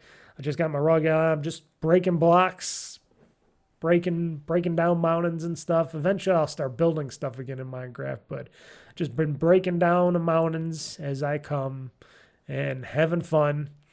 Eventually, I think it would be this Wednesday. Don't quote me on this 100% because something else might come up that I might play, but if I do put out a video, it's going to be I'm not going to say it's going to be a fun video, but it's just me playing, and then I'll show off the advancements, because it even looks a lot better on the ROG Ally when they updated Minecraft with the better visuals update. I will show that off more, but it looks and plays amazingly well on the ROG Ally. But I'm thinking I might have a Minecraft Mining Mayhem video for this Wednesday instead of a Let's Play. And like I said, I'm not guaranteeing it's going to be fun for everybody because it's probably just going to be me breaking a lot of blocks. I might do a little spelunking and searching, but it's mostly going to be me breaking blocks and just having my fun in the game. And that's how I have fun in Minecraft. I'm digging out, like I said, big chunks of land and stuff, and big mountains are going away and stuff. It's really stupid on what I'm doing, but I get a lot of resources. I got a big resource building that I put all this stuff in, and just craziness. Great game, though. Always fun to play Minecraft. That is like a forever game. Minecraft will be a forever game. Now, sure, I would love a Minecraft 2, and then there's a lot of stuff I would like from a Minecraft 2, but I don't think Mojang gives a shit because they're printing money from everything else that is Minecraft. Like the movie, the game, the former games and stuff. They're making money off of this in the Java version. They're making money off the marketplace. They don't want to make Minecraft 2. They just want to print money. That's what they want to do. It's print money and not take any real, what should I say, risk. Because they did other Minecraft projects. They did other, besides Minecraft-ish stuff, project-wise. And none of it really, you know, they did Minecraft Dungeons and stuff. And it was okay for a while. But they never really did well outside of the Minecraft game proper. Like I said, everything Minecraft, just pure Minecraft, is just money making. I gotta see that Minecraft movie, but it's fun. It's fun. It's a fun game. Nothing more to really say about Minecraft. Do I have to express anything about Minecraft? I don't know. Let's say it's not Death Stranding. A lot of people are talking about Death Stranding 2 up the ass, and it's like, to me, it's like, well, I played like an hour of the first one when it was on Game Pass. If Death Stranding 2 ever comes out on Game Pass down the road, excuse me, little weird yawnies. I don't know why I'm yawning, but it probably will, because the first one did come out on Game Pass for a bit. But if and I'm saying with a big if Death Stranding 2 makes its way to a future Game Pass title, I might go and try it more. I'm really not into the whole walking simulator thing. And there are things in the game that they talk about that are annoying, that I think could be really annoying, but it's just, Kojima's games have never really done it for me. Like, I like the stories. I like how he tells the stories. I like how the games look and all that. But I just really do not like playing any of his games. And I don't think I ever will. And a lot of people curse me and cuss me out for that. But hey, it's not for everybody. Even though I hear throughout the industry, throughout all the other podcasters and gamers out there going, oh my God, Death Stranding 2 is amazing, this and that and all this. And you got the little creepy doll puppet that's possessed, that's with this lady. And when he something, he needs to get younger or whatever it is, something weird where he goes and he takes a fucking shower with this young woman and stuff. I'm like, what? You got some sexuality in here where you got this woman, you got this little doll man. He's probably got some actual wood coming out of him. You get it? Wood. Wood doll has to take a shower with this lady. And weird, stupid stuff. I'm like, what? What are they doing in there? What's this game about? What? And I just go, I like stupid, crazy witch stuff, but for my games and stuff, but I'm like, no, I don't know. I don't know. I don't even like Claire Obscure's Expedition 33. Sorry, not 99, 33. I gave it a big, good, wholesome try. I played a bunch of that game. I just fell off of that game, and I just really didn't care about the game. And everybody's now talking about Expedition 33 and saying, oh, it's the best game ever. It's the number one game. Like, everybody's now playing and talking about it. I'm like, what? It's okay. I just don't, and I really hate the parrying system. The parrying system really sucks, and I just don't understand it. I just really don't understand a lot of that game, and it's like, everybody else is getting it. I'm not. I just do not understand why other people are getting that game, and I'm not, but it's just not for me. Like I said, gave it a wholesome try. I played hours and hours and hours of Claire Obscure Expedition 33. I gave it a good shot, unlike other podcasters that try out stuff and they only give it like a day or something, and then they're like, oh, this is a piece of crap or whatever. I gave it a good shot. I kept going back to it, trying to get the game out of it. I'm just like, this game is really not that much fun. And if I want to play a game like a turn-based RPG or something like that or whatnot, I can play a Final Fantasy game again. I got tons of Final Fantasy games. Plus, they got the newer ones that came out finally, which some people are saying, oh, that one's horrible or whatever. And that action, what was it? The action version of Final Fantasy game that's out. I think that's the one that's out now.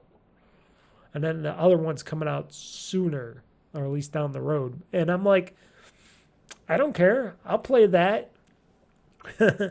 I like that weird and stuff, but Clair Obscur, I don't know. But Minecraft, coming back to Minecraft and not going off the tangent, I love Minecraft. I will always love Minecraft. Bedrock Edition fun. Playing it on a handheld, that's the way to go, folks. That's the way to go. You can play it on the big screen on your PC and stuff or on your TV set. That's fine too. But playing it portably, just in your hand, something with playing it portably in my hand, just laying there outside, drinking some nice tea and stuff, that just makes it all worthwhile. That just makes me go, oh, this is where it's at. This is where it's at. And I could just turn it off and play some Crime Scene Cleaner or something else. You know, that's where it's at, folks. And like I said, I've been playing Minecraft Bedrock Edition on PC and Rogue Ally. Now, yes, I say Bedrock Edition because that's the edition I play. I don't play the Java version anymore, even though that is probably, I could say for some people, is the best edition because you can do most of your free open world modding for it. But they kind of, I hear that they're not really producing as much for the Java version as they are with the Bedrock Edition, which is obviously, yes, I know, but they're doing good with Bedrock Edition. It is really fun. Hopefully they don't add too much more crap to Bedrock Edition. They just make it decent.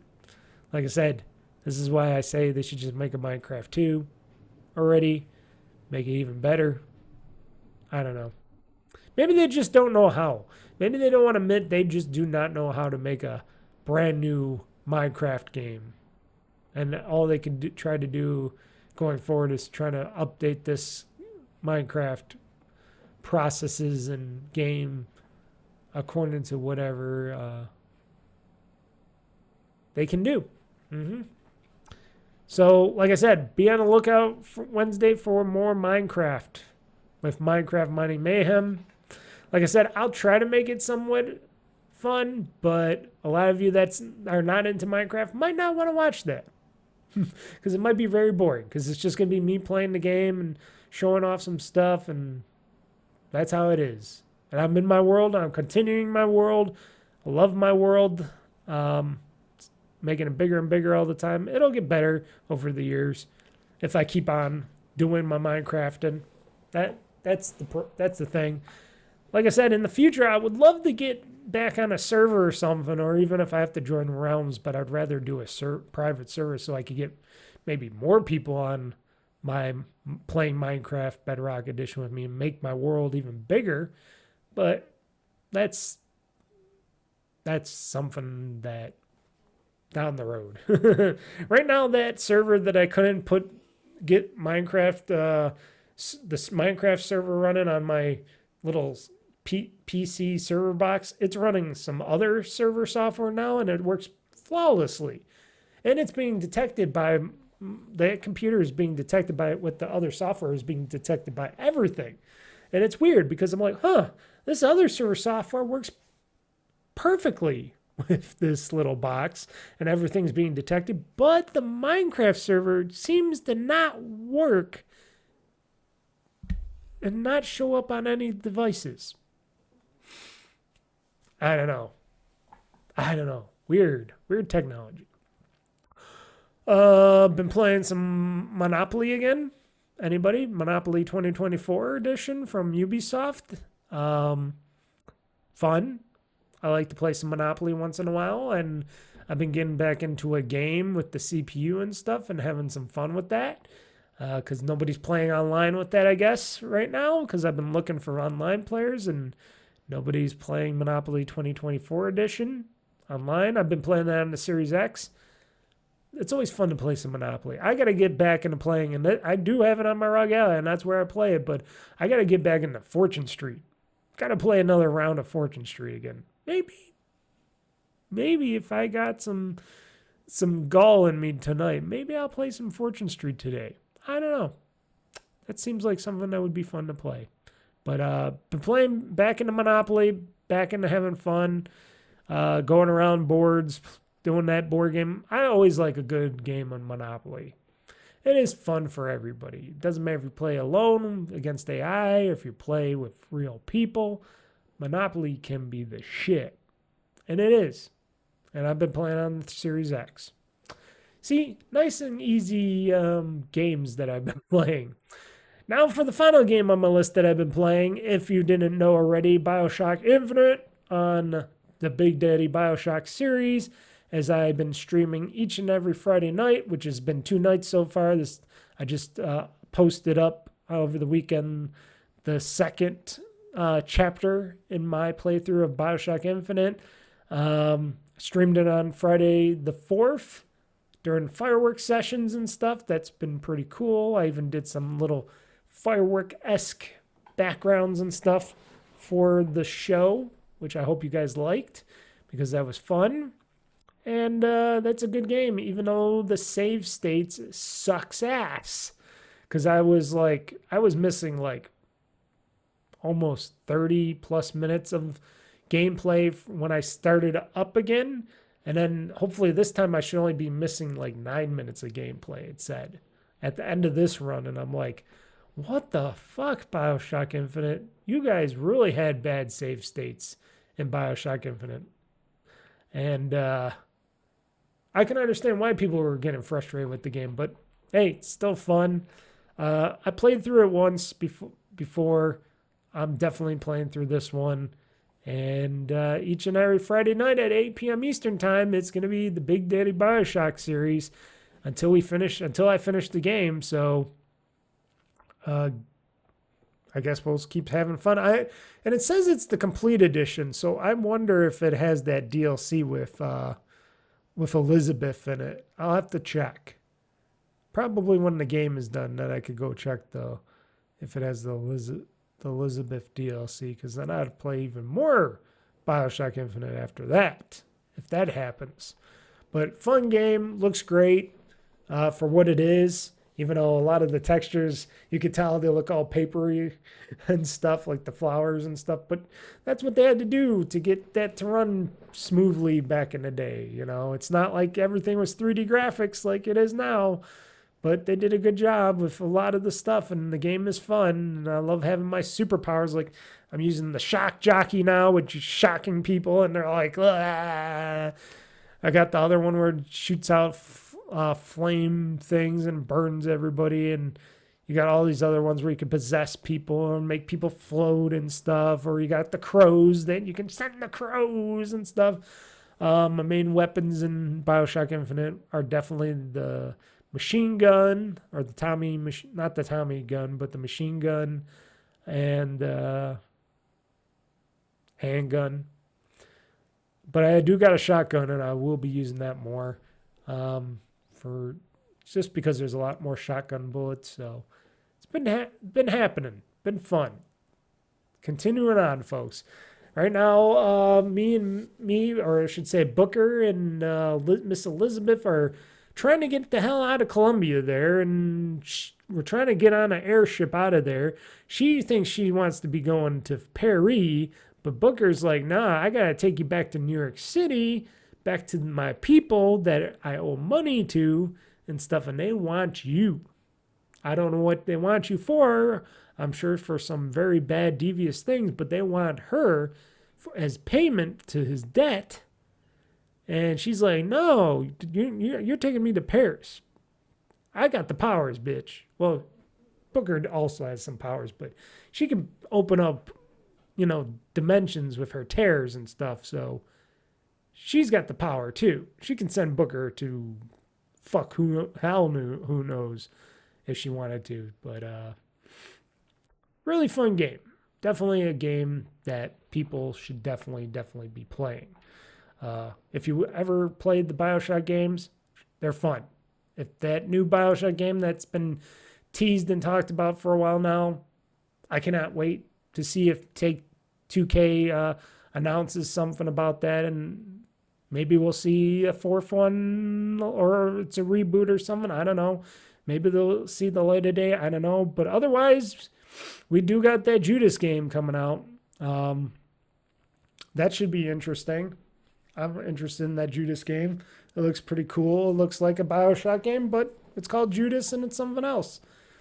But probably all the same bullshit as in the Bioshock games. If you like the hardcore stuff, or the imagery or symmetry, or the take on, everything else that Ken Levine does in his games, that's probably what the Judas game is going to be like. That's supposed to be coming out, soon? Sooner than later? I got to look it up, the date, but that's what's going to be coming out.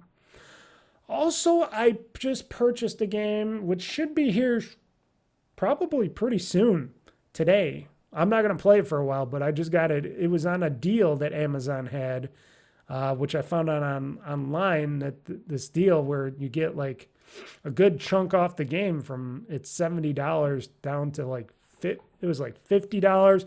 I think I paid like $30 or $40 at the end of the day for it, because I had some I converted some Xbox game points into Amazon points, because I already used my Xbox gift card, or I already got an Xbox gift card for some other stuff, but I converted some other points that I had, leftover points, and I put it towards this game. That'd be Assassin's Creed Shadows for the Xbox Series X.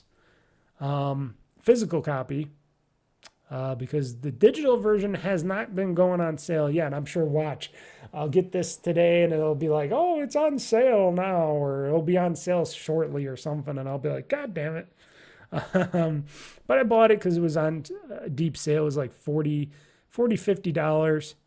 I said, yeah, that's a good price for it. And plus I had a gift card and some other stuff, so I got that price down even more for Assassin's Creed Shadows. I'm like, yeah, it's worth purchasing this game from Ubisoft for this. Let's give the developers some money for this.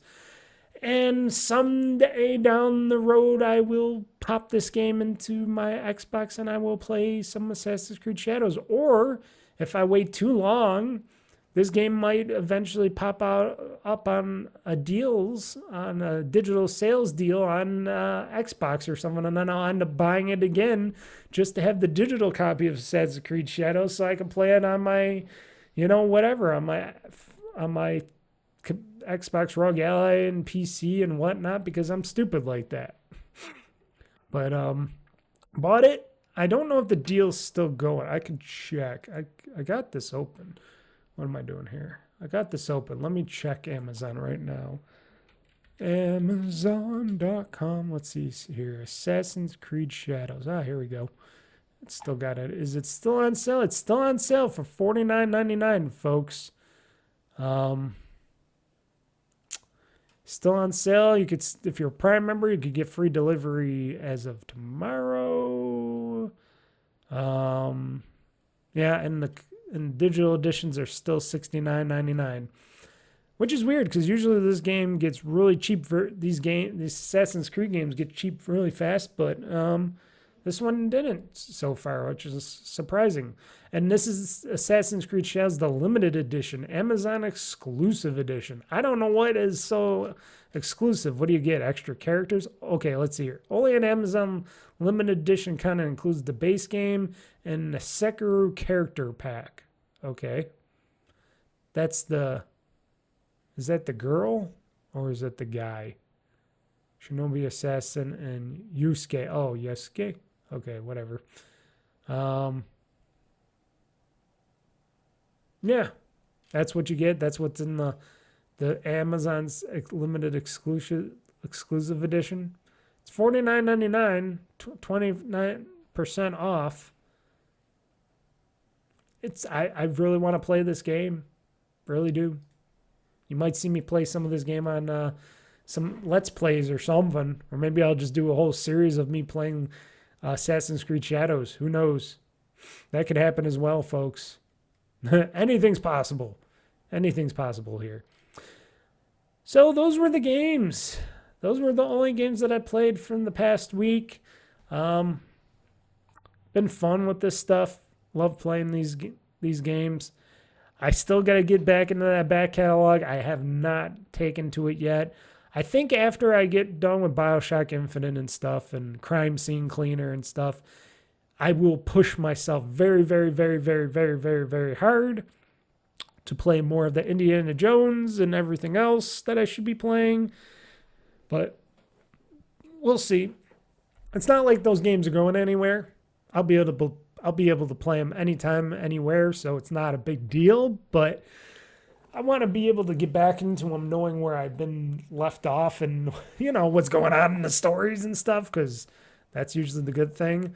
Like, I want to get back into still playing some more, and I keep saying this all the time, I want to get back into playing some more Ninja Gaiden 2 Black and stuff like that.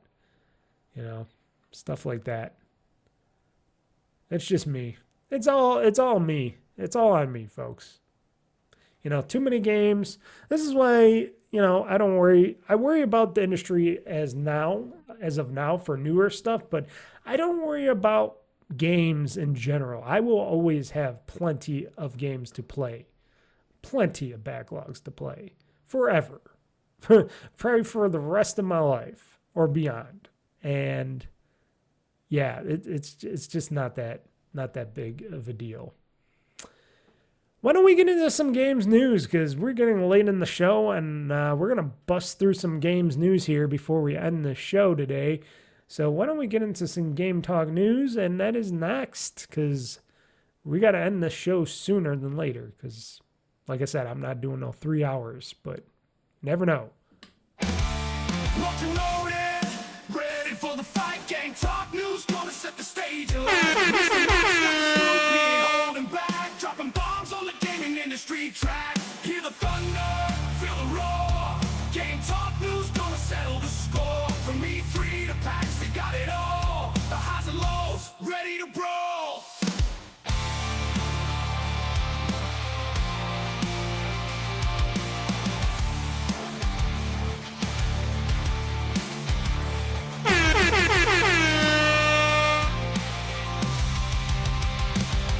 Game over. Okay, so the games news of this show, and I've been talking about this for a long time now. This is from a former team member of Xbox Hardware, talking about how Xbox proper hardware is dead, and that it looks like Xbox has no desire or literally can't ship hardware anymore. I've been saying this for a while now. I'm thinking because these consoles are coming out more expensive and they're not really doing anything too much to, sway people to buy them and stuff, and it's just getting way too expensive and stuff, and it's cheaper probably for them to just focus on pure game software, which Microsoft and their whole initiative, Xbox, is anything, anywhere, and anything, and anywhere, and you can play it anywhere eventually with anything. That's more the message going forward, even though it seems like Xbox is bouncing around everywhere thinking, what should we do? And a lot of people are saying, pick a lane, Xbox, pick a lane, maybe, and that they're struggling and stuff. And it's like, yeah, they're throwing darts all over the wall. They're throwing darts all over the map to figure out, what should we do with the Xbox brand and stuff to keep it good? My thing is, the Xbox Anywhere should be Xbox Anywhere. And if they want to eventually cancel making new consoles and hardware, like their portable Xbox, that Xbox portable that they were designing for, that they were properly going to make as a first party handheld, that's dead. That's gone. I hear that's dead and gone. And it should be, because they got somebody like Asus that makes great hardware, that can produce the hardware at extreme volumes, at decently priced hardware. You know, these are going to be gaming machine. These are going to be PC machines in your hands. So you got to tout that these are going to be a little expensive. Like I said, $599, $699, or $799 or something like that. Just like my Asus ROG Ally. So it's not going to be cheap, but it's going to be a portable Xbox in your hand. So who gives a shit? Microsoft just has to get the software and Windows and their Xbox software to work with a lot of the Xbox proper games, like, you know, software that games that you play on your Xboxes that are only playable on Xboxes. They got to get that software, whatever, emulated, whatever, to be playable on a handheld like this, not just streaming wise, but playable as a download and play the game, which I think they can do. I think they got the power. I think they can crack the code and figure it out and make it so that people aren't just pirating shit all the time. But because that's probably one of their number one worries, that, oh, if we make this possible, then people are going to try to pirate all the games and play them all on the Xbox handheld, third-party handhelds, and nobody's going to be happy. They got to do some security measures for that, because you see stuff like that with the Switch all the time. But proper hardware, if they continue to make their own proper hardware, folks, my thing is they're going to make the proper Xbox, their main box, at least for now. They might make one more box, and that might be it. I don't know. Going forward, beyond that, they might have third parties make Xboxes, you know, proper Xboxes, and it'll be just that main unit in your living room. It might be a super powerful machine. It might be a lesser powerful machine. It's going to be a computer in general, but it's going to be a machine. It's going to have the Xbox logo. It's going to have all this stuff. It might not have a disk drive in it, and you'll be able to wirelessly hook up your controllers to it and play Xbox games just like you would with the same interfaces and stuff that Microsoft dictates. And it will be an Xbox, but it won't be something that is made or created by Microsoft anymore, because it costs a lot to make this stuff, especially nowadays. And the Microsoft's heart isn't into making tech hardware like this anymore, when they can just have it designed by third parties and just put a stamp of approval on it, put their software on there, which they're supposedly good at, and that'll be enough. And then they just sell the software, and then there you go. There you go. That is it.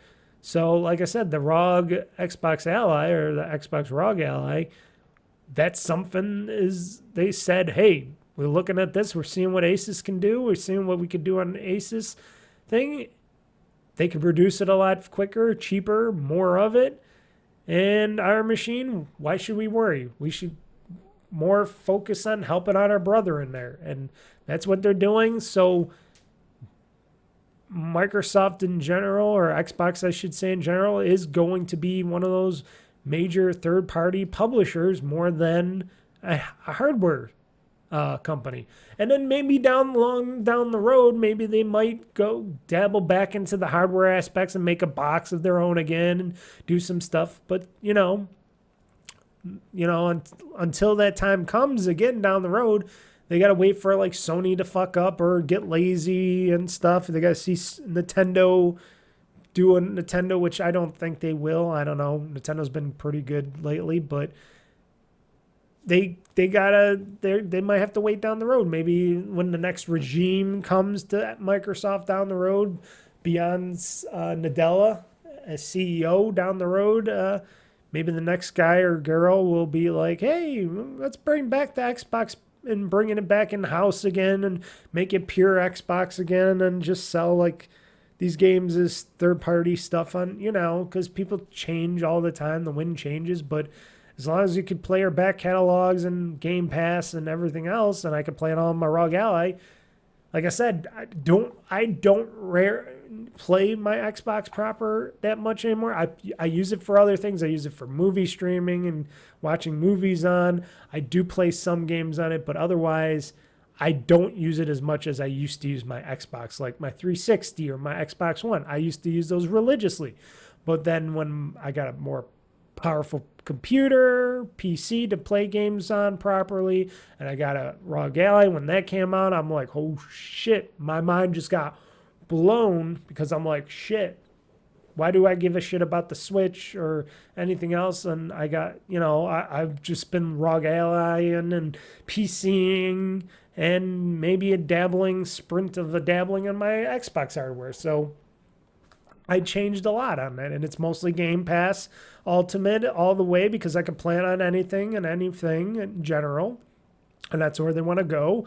And that's what the next news story was talking about. Microsoft will eventually let you turn any handheld or PC into a Xbox handheld or PC. I'm sure they say handheld because that's mainly what they're talking about, but I'm also thinking they're going to say, oh, maybe PCs as well, or little portable gaming PCs like the B PCs. Like I bought my little server PC upstairs. It's a B PC. It's a little PC, but it's very powerful. It has enough stuff to do when I want on it for stuff. That might be Xboxes going forward, and the ROG Ally and the other Lenovo Legions and Steam Decks and stuff. Those will, if they get this right with Windows and they get the Xbox software really right with the this version of Windows that's going to be on the ROG Xbox Ally, or Xbox ROG Ally as I like to call it, then there you go. They could probably win the handheld generations, and a lot of people out there are probably like, I don't want a big box. Maybe I'll just get this little handheld and I can play all my games on that. And then if I do, I can plug it into my TV and play them on my TV or whatever, or play on my PC. Why not? Why not? That seems more like the case, and they keep talking about that. So, like I said, Microsoft wants to be more of a publisher, even though they got do a way better job. Instead of firing people and closing down studios to be a better publisher, they got to be a better publisher, and they got to make sure that software that runs the games, and hopefully the backwards compatibility and backwards catalog of games, which they say they're talking about, which most likely means I got to buy more digital games, which in the digital future, we should buy more digital games going forward. That will make things more come to light on that. Also talking about AI, unfortunately, in the next PlayStation 6 is probably going to be powered by AI because everybody's using AI for everything. AMD's using AI. NVIDIA's got their AI stuff, and AI helps. And it's not the AI, it's not like Copilot and stuff. We're talking about AI that is machine only, that learns from your gaming stuff and how you want your games to look and feel and play and all, and it makes the games look and run better on future machines and hardware and stuff, and current machines and hardware. They're even talking about how there is an update coming up from Sony for the PlayStation 5 Pro is getting a big upgrade in 2026, and AMD's future PC GPUs feel more PlayStation 9. It's basically that what AMD's doing with their tech and stuff inside the PlayStation 5 Pro going forward. Sony's thinking about maybe eventually getting rid of their PSSR technology, and they're just going to go with more of a next generation technology, more of an AMD up-resing technology, because the PSSR technology is the PlayStation Spectral Super Resolution upscaling tech. They're most likely going to go to AMD's more advanced technology because that's using their chipsets and stuff. It's going forward for like the PlayStation 5 and 6 and stuff like that. And that's what also is in the ROG Allies and stuff for Microsoft and Asus and stuff, where they're using AMD's technology to improve the looks and the feels of games and within portables. And it works also in handhelds and PCs in general if you use AMD's tech. Also, NVIDIA does stuff like that with their AI and stuff. And I think they were saying that Switch 2 uses some of that AI tech from NVIDIA to upscale and do all that, which it learns. It's a learning module, AI tech that learns on your gameplay and stuff like that, on how the machine is running and the tech in the machine, the software in the machine and stuff. And it learns all those stuff and it improves on everything and makes everything better and smoother, better life better and smoother, gameplay better and smoother and stuff like that. And that's how that stuff goes for the future. That's how all that stuff gets better. It's not saying, oh, can I use this to generate a whole new game? Can I use this to generate music or talk to me or whatever, answering questions? No, this is using AI for something that, an average person, I'm not saying me in general, but an average person that doesn't want to tinker with settings and stuff, maybe that generative AI inside your handheld or whatever, your gaming console, could do that for you better, and creating settings to make it better for you to game and make the game look and feel as best as it can, So that's what I'm thinking on that notion. So yeah, AI in video game hardware, a positive. AI and everything else, just a gimmick. Game Pass. Game Pass has games. Game Pass is coming with a bunch of games on its first wave of July of the 2025 lineup already. And a lot of these games are already out and some are coming later.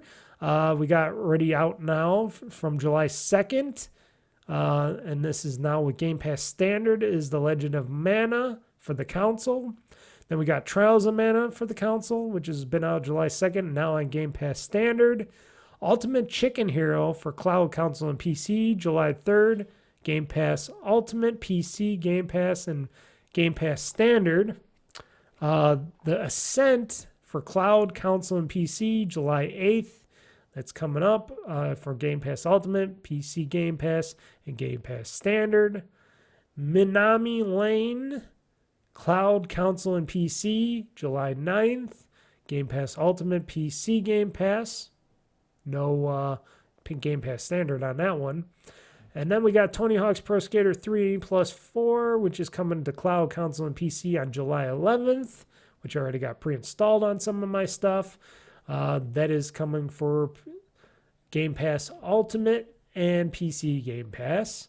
And then High on Life is coming back to Game Pass on cloud, console, and PC on July 15th. And that's going to be for Ultimate, PC Game Pass, and Game Pass Standard. Plus a bunch of retro game classics are coming to this Microsoft and Stream Arcade Collection to bring Activision games from the 80s and 90s to Game Pass members. And the games that is coming to this and Stream Arcade is Cosmic Commuter, Heart of China. That's a good, funny one. Skiing, Solar Storm, and Subterrana. Plus, there's also some games set to leave Game Pass pretty soon on July 15th. So games leaving Xbox Game Pass on July 15th, which you can now, as a Game Pass member, could get 20% discount to keep these games in their library forever, or at least mostly forever. These games are leaving, like I said, the 15th of this month, and that would be Flock for cloud, console, and PC, Mafia Definitive Edition, cloud, console, and PC, Magical Delicacy, cloud, console, and PC, Technia,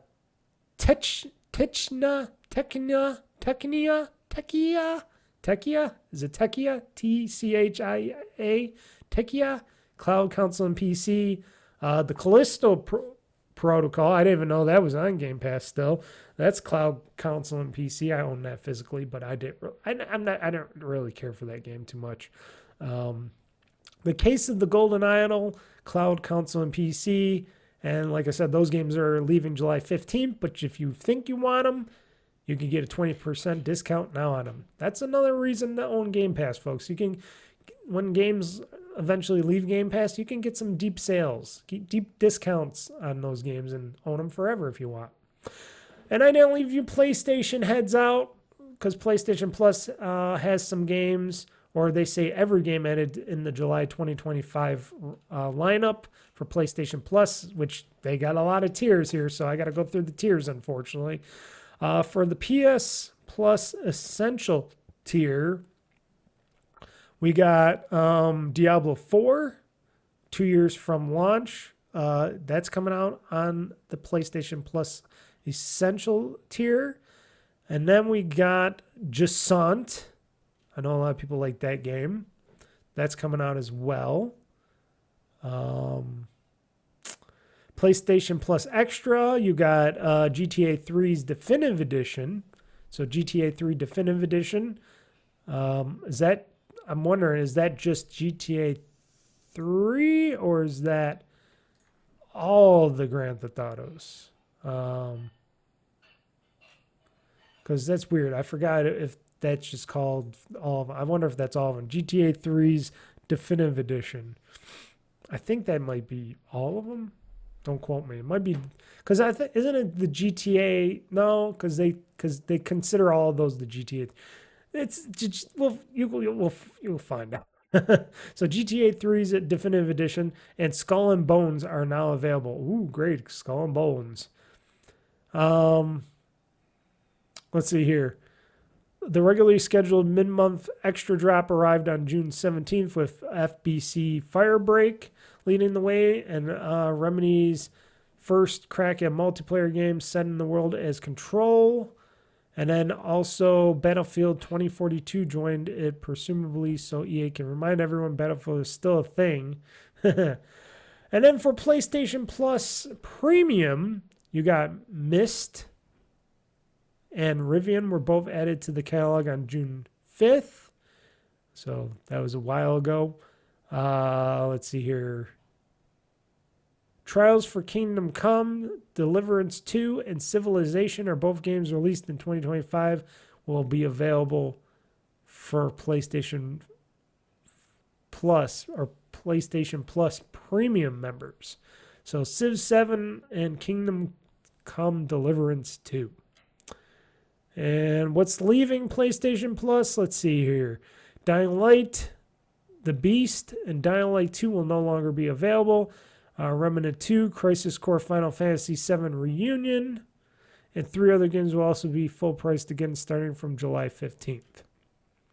So there you go on that stuff from PlayStation. So Sony on their weird tiers of stuff, which, like I said, Microsoft's been dabbling at the tier. They got the Pro, and then they got your PC Game Pass, and then they got your Game Pass starter bullshit, which they should just do.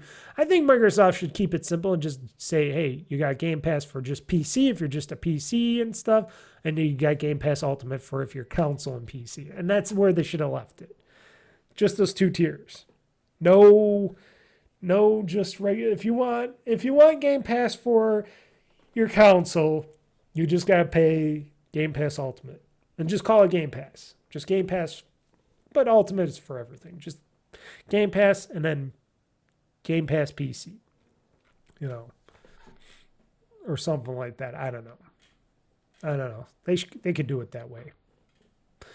Let's see. Did you know Donkey Kong Bonanza developer is the ones who did Mario Odyssey? Well, there you go. That's everybody was wondering who's the team that is behind Donkey Kong Bonanza. Well, it's made by the Super Mario Odyssey team.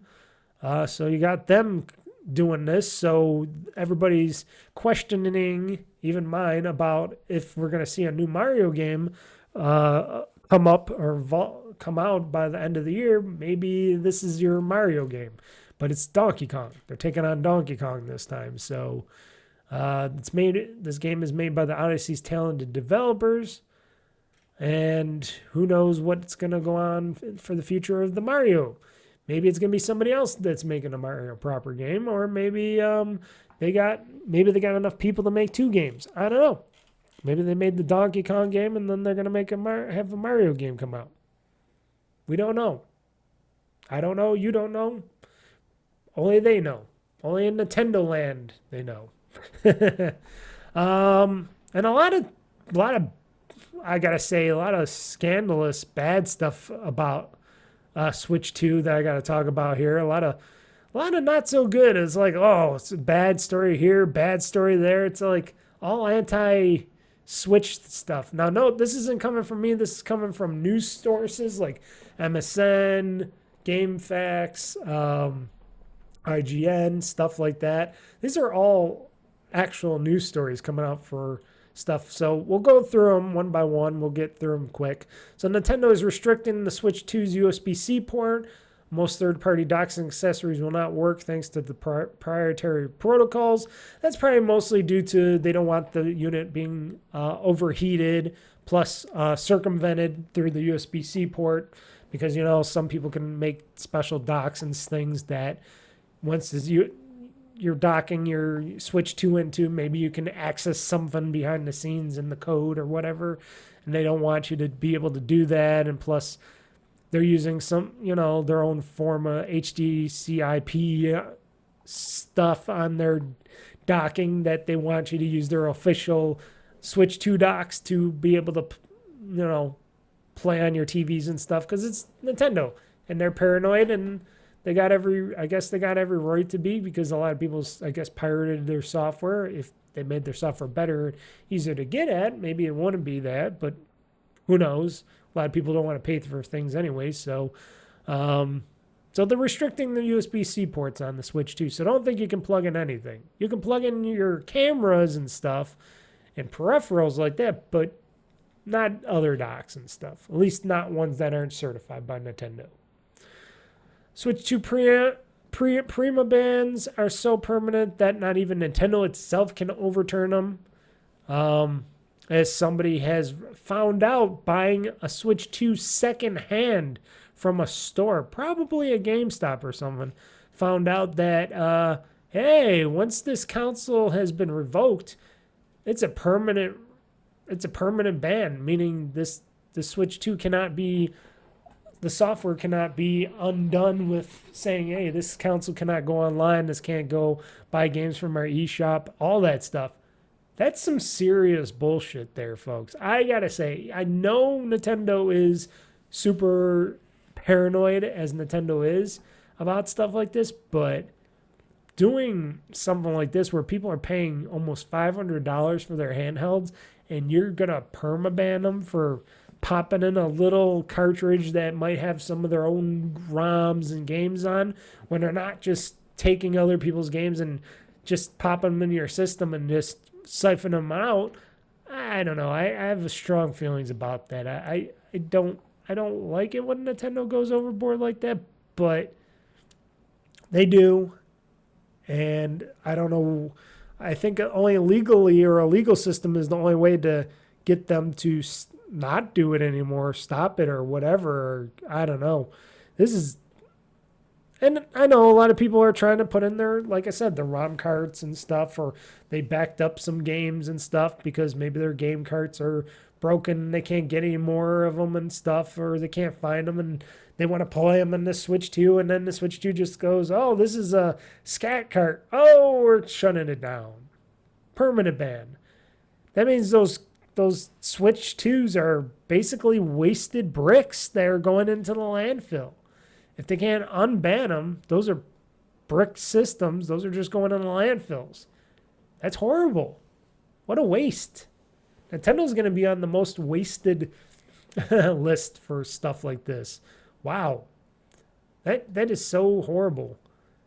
And it's becoming so horrible that I'm sure, like I said, there's going to be some legal challenges. Already in Brazil, out of all places that we would think has any consumer rights or whatnot, Brazil, Consumer Rights Watchdog issues a legal challenge against Nintendo's ability to ban Switch 2 consoles from online services. You know, bricking them basically from being able to access anything online, meaning people buy games, they put them in their cartridge and they can't download them and stuff. So I guess they launched a legal challenge. And they're also, the Brazilian authorities have argued that Nintendo's recent update user agreement, which grants the company the ability to vastly limit any Switch 2 console's functionality, violates users' rights to access services they have paid for. So Procon SP Sal Pauto's Office of Brazil's Public Consumer Protection and Defense Program has now requested that Nintendo ditch this clause from its user agreement. Ooh, and I bet you other countries might follow suit on it, because even though this is something that Nintendo's making and stuff, and it's their, I don't know if it's their right, but it's their prerogative to do this. I think it's still slimy and gutless of them to do that way, and it's really bad precedent, because you're paying $500 almost, and shit, if I go into a store, I'm gonna have to make sure that my console that I'm buying is new and not a used Switch 2 or something, because you buy something like from games, like I said, from GameStop or something, and it comes back and it's all bricked. Oh, that would be horrible times. Very horrible times. Not being able to play online or get games from online. Because they won't even let you go on the eShop to even buy games from them. Which is weird, because you would think that would be the one thing that they would allow you to do on your Switch 2. Even though it's banned from playing online with people, you'd think they'd at least let you pay money to pay them for new games. That's crazy. And I bet you there's going to be other countries that follow suit on this, because this seems very anti-consumer, and something that the EU is really against is anti-consumer behavior. So I bet you the EU might follow suit on what Brazil's doing and go look at it and go, yeah, that is kind of very anti-consumer.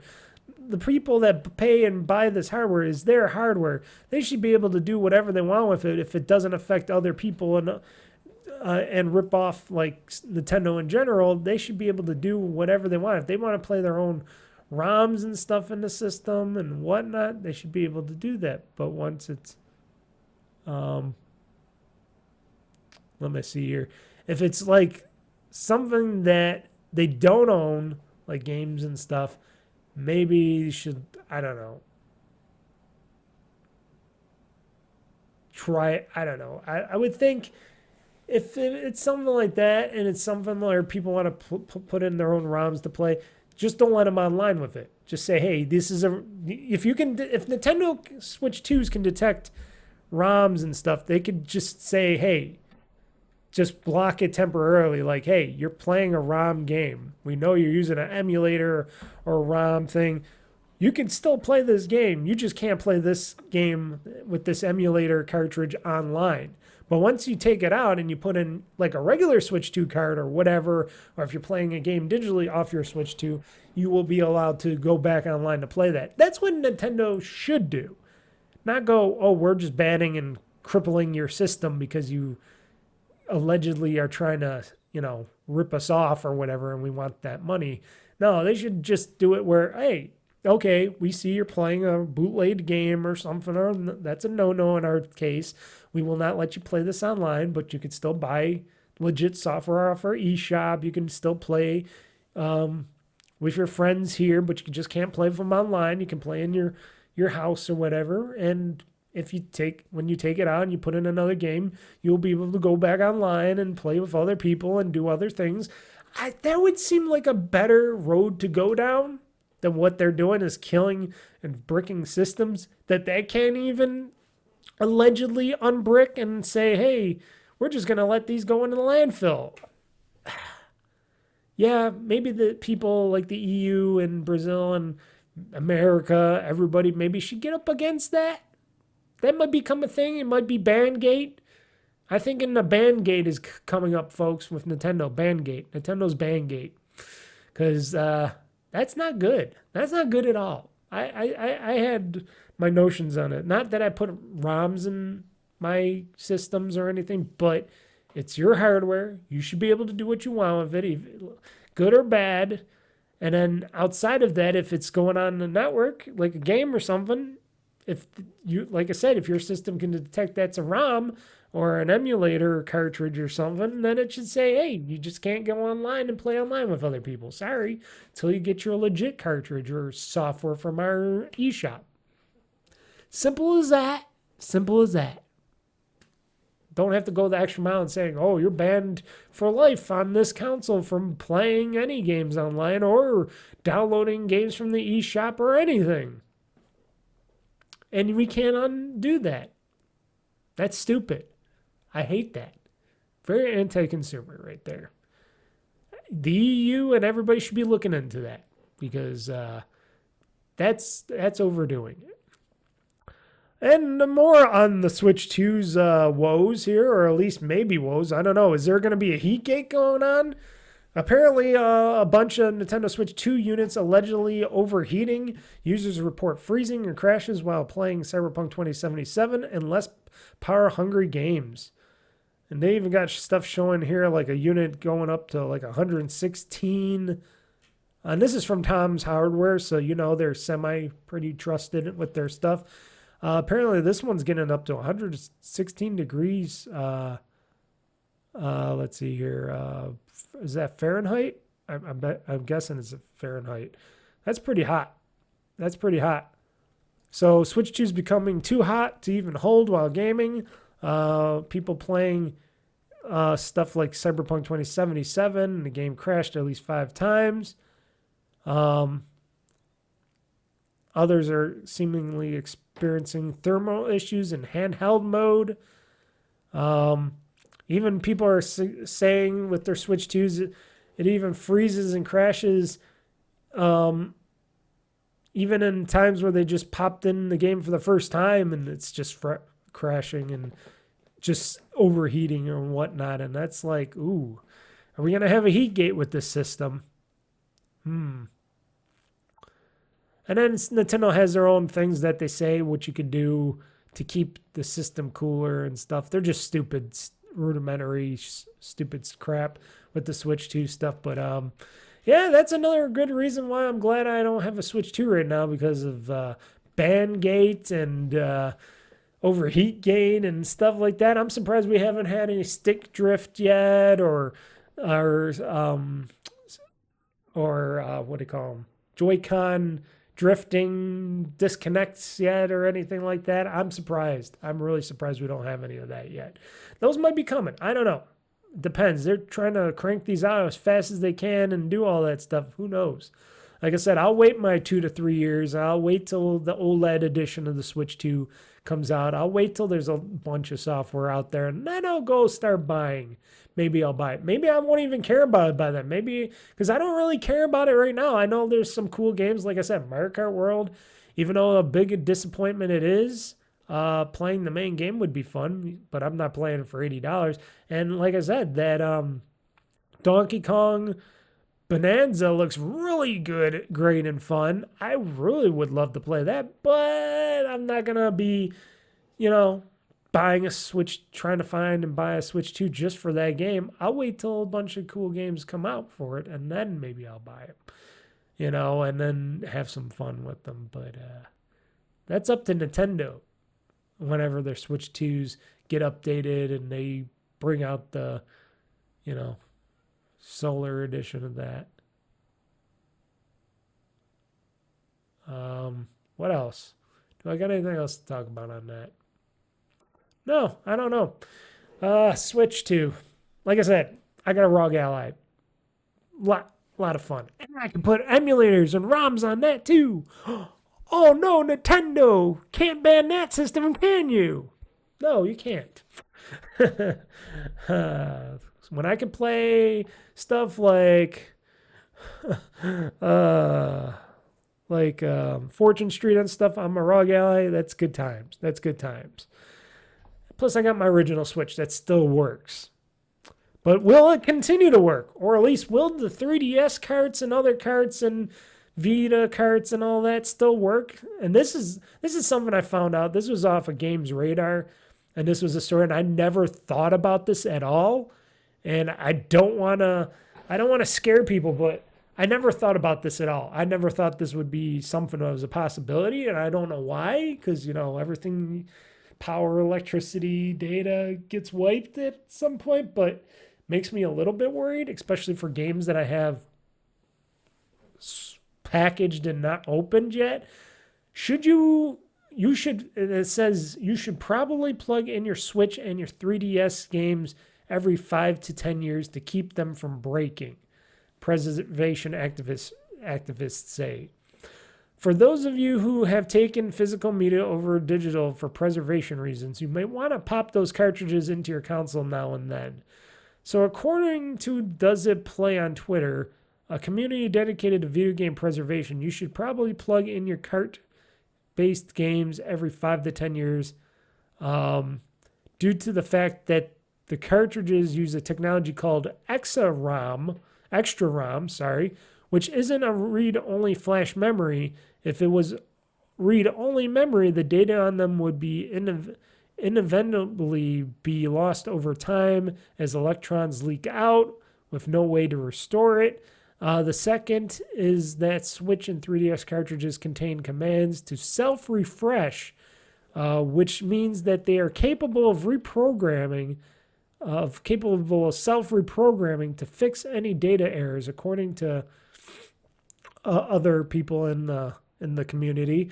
The 3DS runs this command every 10K sectors read from cart whatever blah blah blah blah blah, or every 3 milliseconds from cart blah blah blah blah blah, whichever happens first. Therefore, they concluded that it's best to pop those cartridges in every so often to let them idle for a while to keep the data on them refreshed. I never thought about that stuff. I never thought about that stuff at all. So what does that mean for people like me that, like I said, have unopened, packaged up games and stuff that we're not going to open up because we want to keep the games, worth more and blah, blah, blah. And does that mean when the game comes out of those packaged boxes over time and they haven't been touched by the console god or the handheld god or anything, could that mean all the could data be wiped or not working? That's a scary thought. I don't know. I'm gonna look into this more because you don't hear this too much or at all. And I know a lot of people say, well, that's why it's better to buy digital games. But for people like me that like to own physical games, it's crazy. But that's another reason why you gotta hear the thing that is nothing lasts forever. Not even physical game cartridges. Not your DVD or Blu-ray media. Nothing lasts forever. Sad state of affairs, eh? What a way to bum a gamer out when you try to say, oh yeah, I want to play this game. I'm gonna pop this into my this cartridge into my machine. Oh no, it's not working. Oh shit. Especially my Vita carts. I don't have a battery for my Vita. How about I don't have a battery for my Vita anymore? You can't run it off the power thing either. You need a Vita battery to run that Vita. So it's like, how do I charge those cartridges? Ooh, oh boy. And then the final news story, we'll keep it quick in here, and this will be a thinker for you guys, but younger Americans have spent 25% less on video games this year than the last year.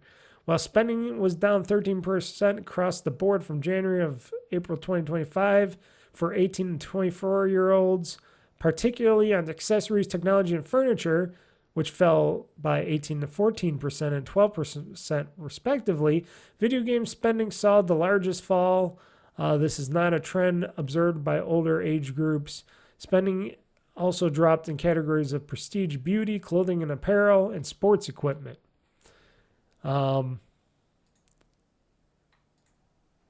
Basically, a combination of economic challenges is driving the decline, with graduates struggling to find employment.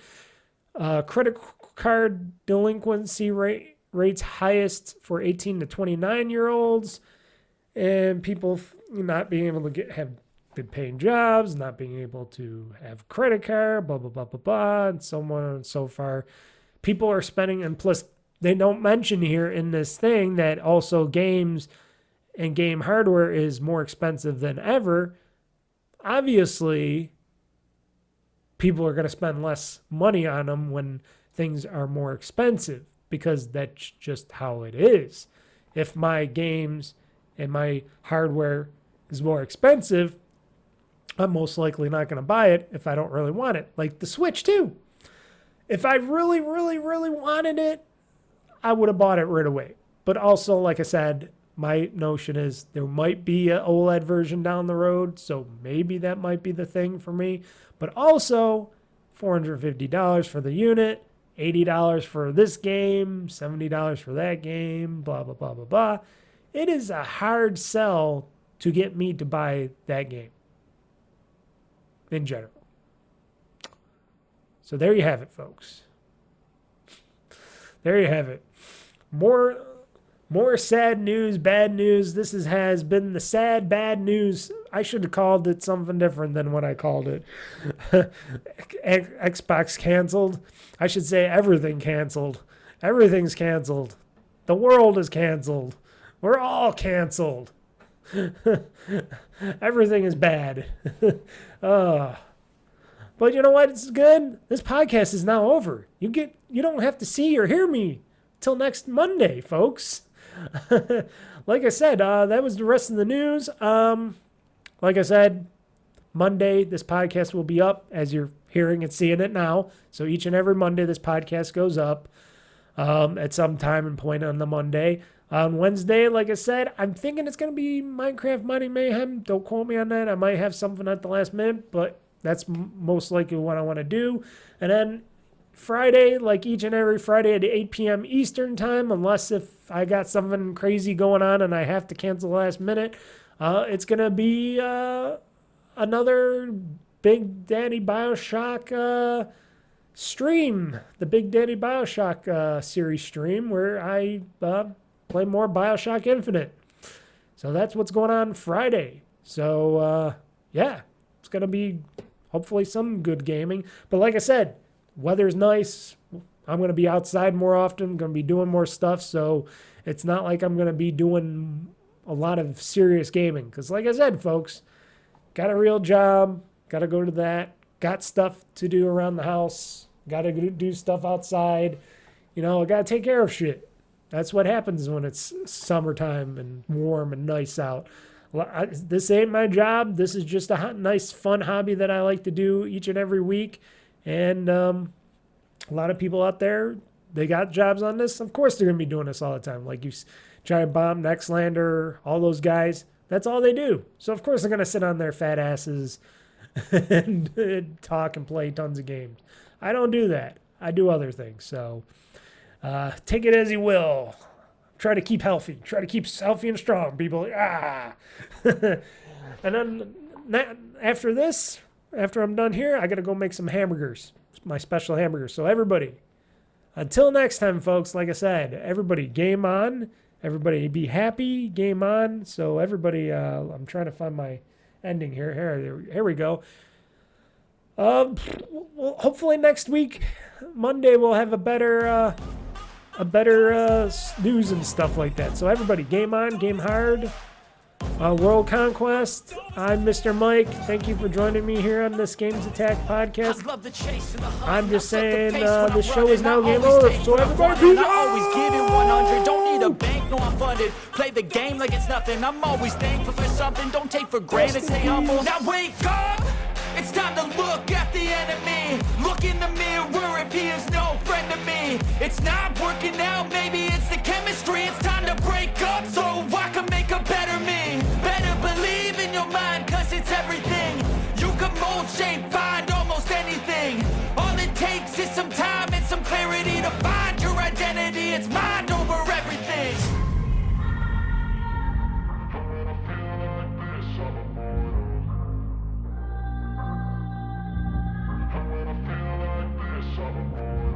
And when I feel like this, I'm immortal. When I feel like this, I'm immortal.